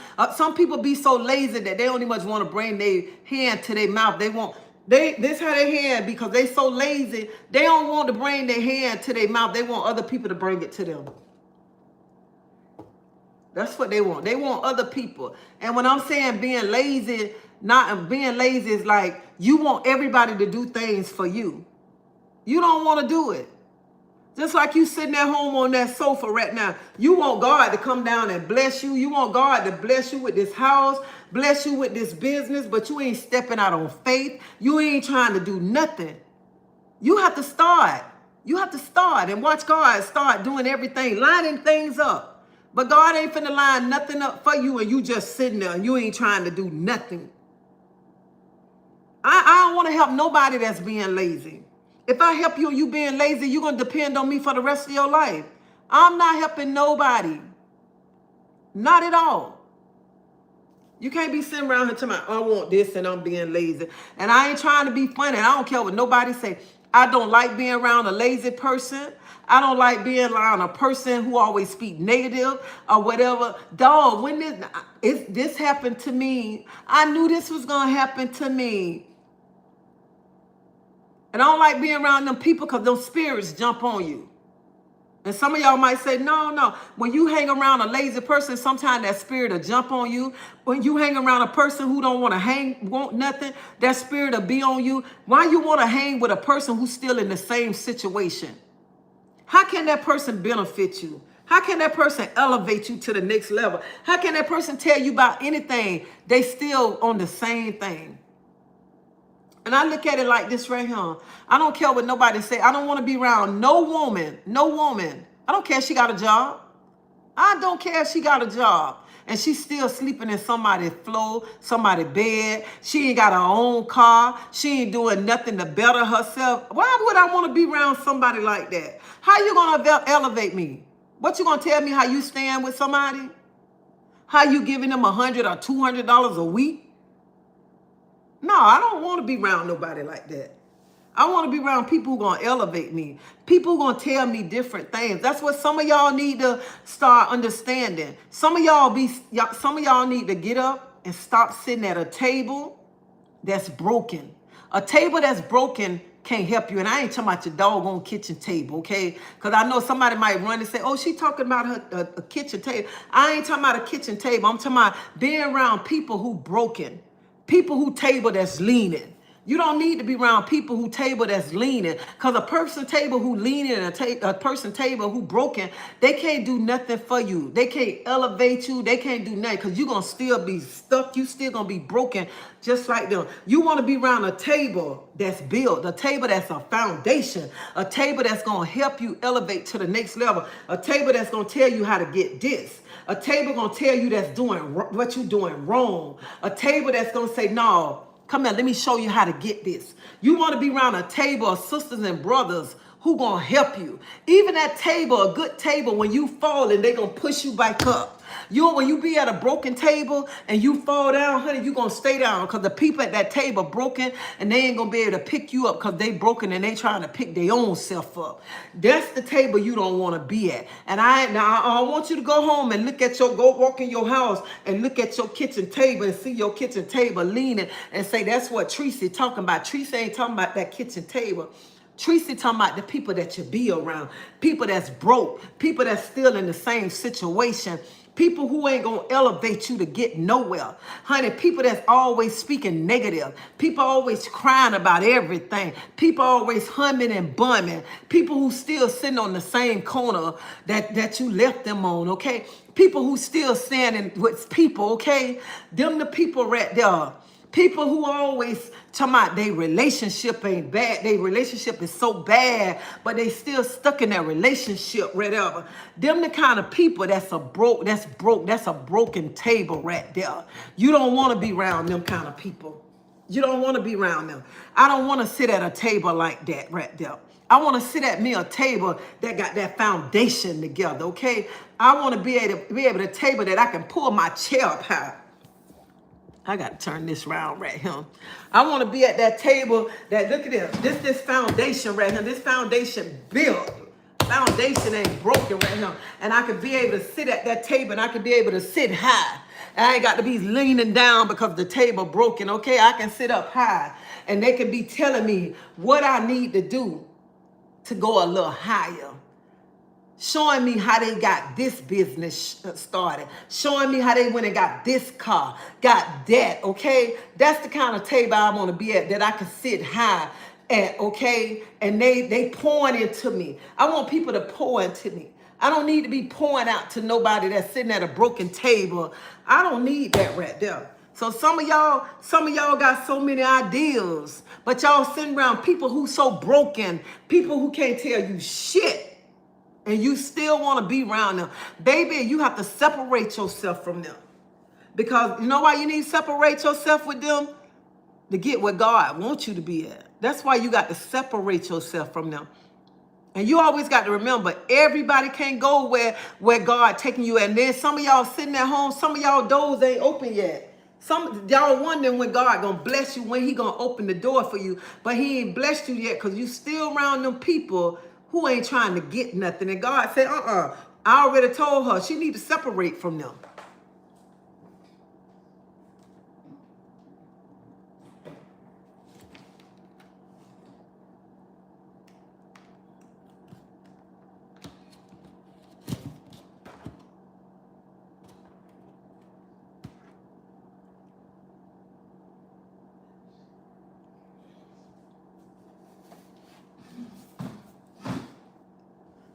Oh, I'm trying to charge my thing up. I've been on this thing too long.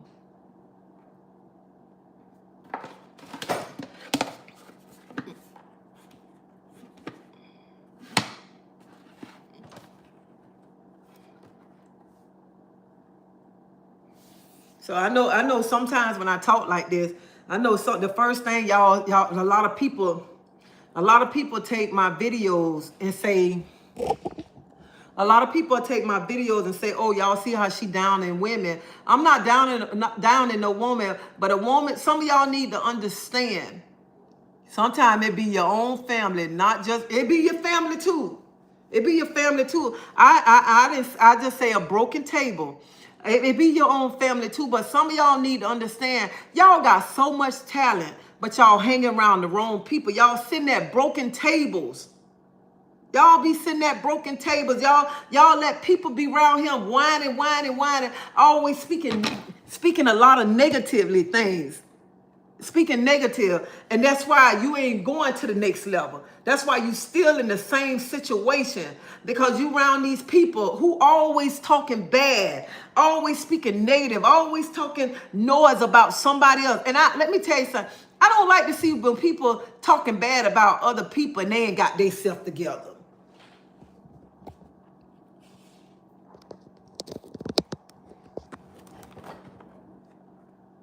I mean, I'm studying because this blow my mind right here. This one here blow my mind. I be like, why the hell do this? The main thing. Why the hell do women always try to talk bad about another woman and you stand with people? You ain't got your own place and you sit up and you talk about other people. I said I be trying to figure it out. How do women talk bad about another woman and you stand with people?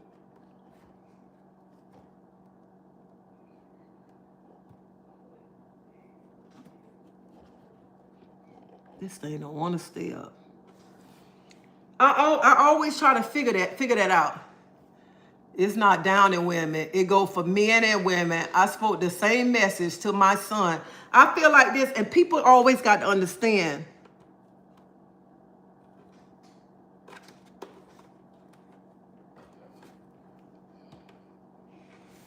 People always got to understand what you want in life. Anything you want in life, you got to put your mind to it. You got to work for it. And that's true. That go for men and women. I don't understand how a man or a woman can stay with somebody and then you talk bad about somebody and you ain't got a pot to piss in and your own wonder to throw it out. That's what I don't understand right there. And I be trying to figure that out. And that's why I say every day, I always like nice things. I always work hard for the things I want. And that's why I look back, I say, not one friend, not nobody ever had to say that I had to come, me and my children had to live with them. Nobody. Even when people talk noise about me, and I sit there and I look, I say, how they want to talk about me and they stand with somebody? I be wanting to know, make it make sense.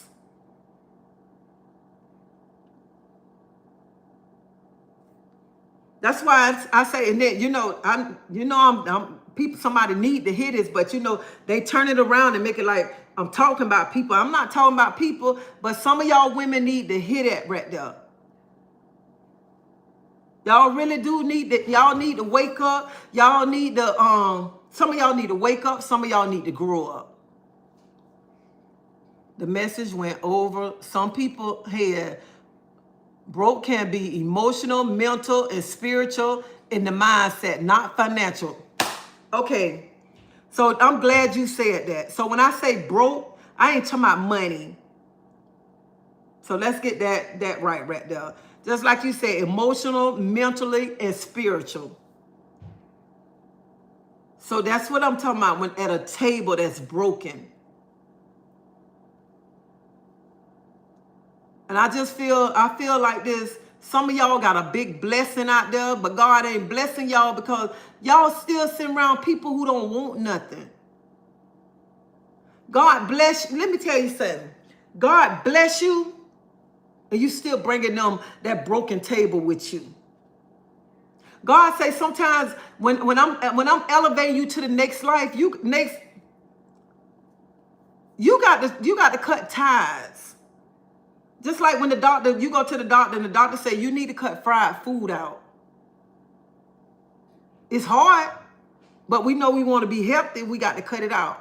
So God has shown us a vision that we need to remove some people out of our life so he can bless us, so he can take us to the next level. But God always say, you think I'm finna bless you and you got them at your table?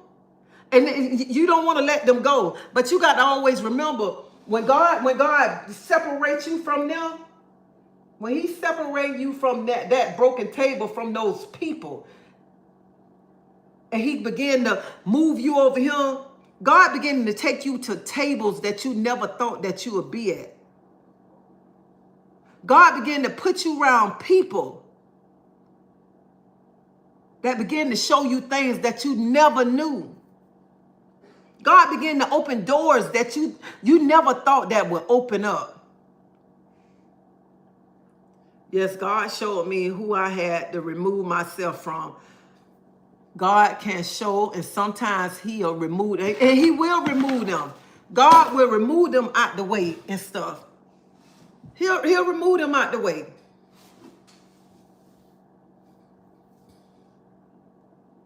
But sometimes you got to understand, this thing do not want to stay up.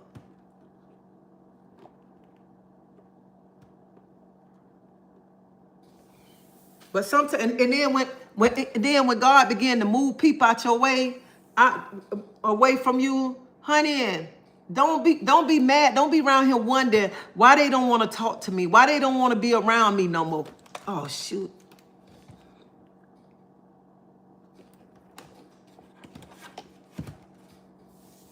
When God moved them out your life, don't be around him upset. God moved them for a reason. And sometimes God will separate you and people because God might be taking them somewhere that you can't go. Because everywhere somebody go, it ain't meant for you to go.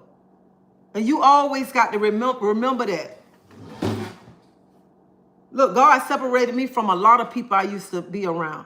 And when I see them, I still talk to them, everything. But sometimes God separates us for a reason. Miss Treasie, you need to start a women's empowerment brunch. God is using you to save women. Thank you. The removal might be quick too. It may look like no contact from the other person, a thing. Don't allow with a situation or a person. You know what? And a lot of us, we sit when people start removing themselves from our life. And we be wondering why they not calling me no more? Why they not talking to me no more? I thought we was sisters. I thought we was good friends or whatever. But you know what? God separates you from people for a reason. And anybody that's going on, don't get mad with the other person, none of that. Because God moving you because he got something good for you. And that's what a lot of us don't understand. The removal might, a lot of us don't understand when people are being removed out of our life. We just go to say, oh, they acting funny with me. It ain't that they acting funny. God removing them for a reason. You remember that right there. And you remember, God ain't finna bless you at no broken table. He is not. And a lot of us need to see that right there. God ain't finna bless you when you around here sitting at no broken table and you hearing all this and that and stuff. And sometimes when you sit at a broken table and when you sitting at the broken table and they telling you this and that, all that negative spirit, that's breaking you down. You got to wake up. Y'all got to start stepping out on faith. You got to start believing in yourself. You got to start trusting in God no matter what. And some of y'all sitting around people and y'all be saying, I'm finna go buy this. I'm finna go do this. And some of the people y'all hang around say, you crazy. Man, I wouldn't do that. I used to feel a way about that. Once he got me in stillness to get closer to him, I understand more than, thank God. Yeah, let me tell you, because you be around people, I'm going to use this example right here. Even when I told y'all when I was getting off Section 8 and I was so scared. Just imagine if I was around people who was telling me, girl, you crazy. I wouldn't give up that Section 8. I keep that Section 8. Who, you think I'm finna give up my Section 8? If I was around people like that, I'd probably still be in the situation that I am. I ain't telling no lie. Because you know what they be saying? Girl, you lose your job. Remember, your rent gonna go back to zero. That's what people tell you. But you know what? Even though me and my daughter ain't talking, I still thank her. I thank her dearly. Because if it weren't for her motivate me, saying, Mama, you can do it. Mama, quit being scared. I'd probably still be in the same situation. Still be on Section 8 if my daughter didn't motivate me. Even like, let me tell y'all something. Even when I moved this stuff, then I moved in my townhouse. Can you tell me where you got those? I don't know where I got those round things from. I don't have them. I painted them gray. But you know what? Go look in Ross. Ross be having a lot of metal things. And go look in Burlington. That's where you can go at. Let me tell y'all something. Even when I moved off on Section 8, and child, I got a credit card. My first credit card, okay? Man, I was like, charged. Taking my grandchildren to eat, this and that. My daughter came. My daughter said, that ain't what you do. She came to my house. She had a vision board. You hear me? She had a vision board. So that's why I say, I don't care what none of y'all think about my child, how y'all say she disrespect me, how she do this, but my baby helped me a whole lot, okay? Especially when you weren't raised, talked about credit cards or none of that. My baby taught me so much. So much. So I'm going to always give her props. I'm going to always tell her, thank you. Thank you. My baby came in the house. She was like, where you at? I sat on the, came downstairs and I sat down on the stairs. She was like, this what you do. You do this, you do that, you do this. And my baby had everything made up, telling me what to do, how to do it, and stuff. She was like, no, you do this, do that, and watch how everything go. And stuff. So I thank her. I thank her for motivating me to give up my Section 8. I thank her for telling me, Mama, quit being scared. You can do it. You can do it, Mama. Stop being scared. You got a good man. Don't be scared, Mama. And I thank her for that right there. No matter how y'all might feel. My kids always encourage me, and I really appreciate it. And you know what? So that's why I tell people, no matter what, I don't care how somebody feel, who come on my page and want to talk noise about my child. At the end of the day, that's still my child. I thank her because my daughter have showed me so much. And I look at it, and sometimes I sit and I look at it. I say, if I was hanging around so-called friends, and so-called friends would have been like, girl, I wouldn't give up that Section 8. I probably still would have been on that Section 8. But here my child, the one motivated me, telling me I can do it. Why be scared? Here my other daughter coming, telling me, what you scared for? You can do it. So I thank my children.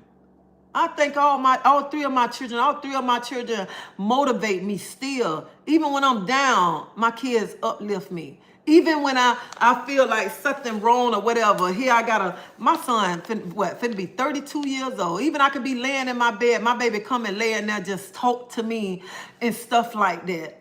So I thank my kids for everything, because each one of my kids brings something to my table that I need.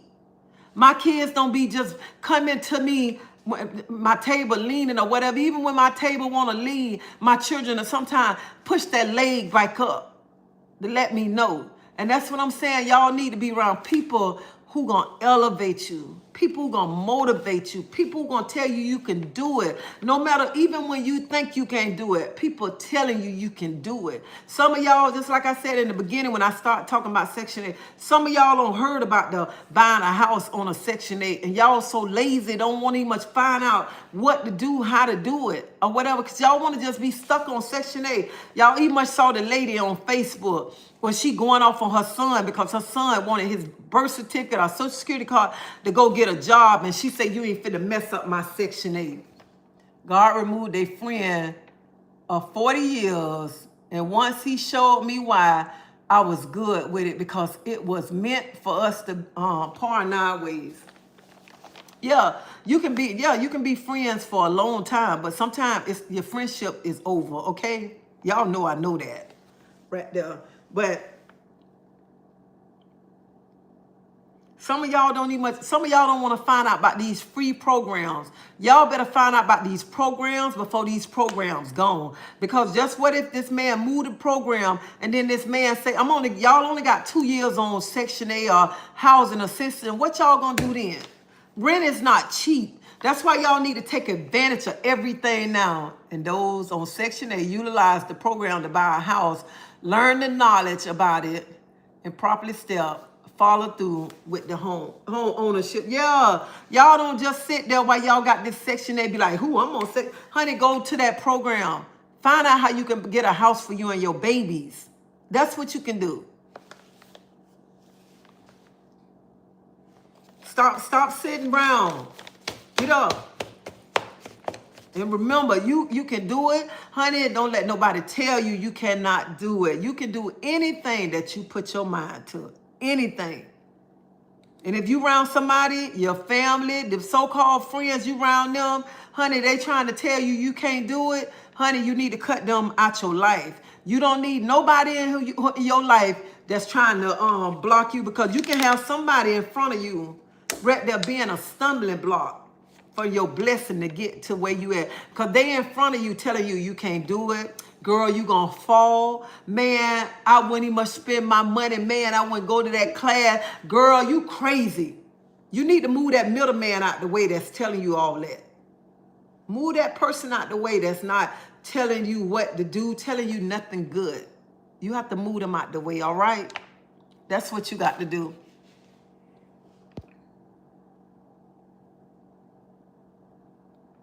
Oh, thank you, Uncommon Woman.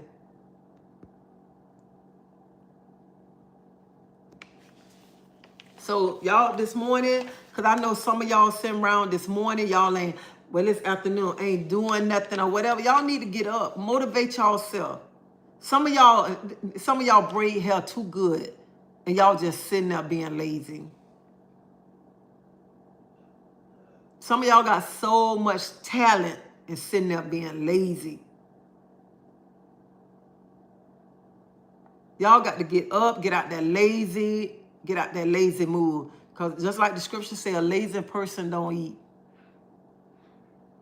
A lazy person do not eat, okay? Some of y'all want to lay around and sleep all day long. And it's crazy how some people, and this for the men too, because some of y'all men is so sorry. Some men are so sorry, okay? I don't like a sorry man. It would be like, I don't like nobody.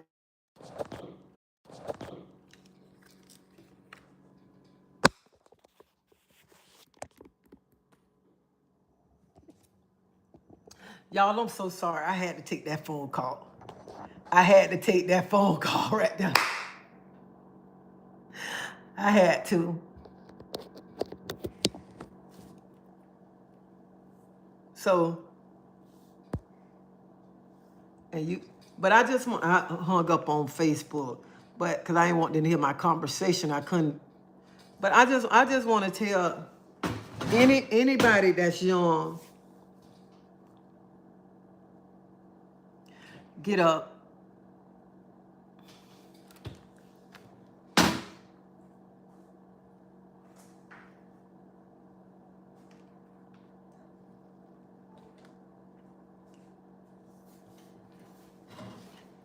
I want to tell anybody that's young, get up and motivate yourself.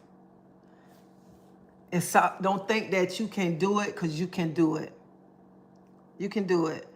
And because God, just trust in God, lean on him, everything will fall into place. Everything. But y'all, I got to go. I pray that y'all have a blessed day. I pray that y'all be safe. I pray that y'all ask God to build a wall of protection around you. That's what you do. That's all.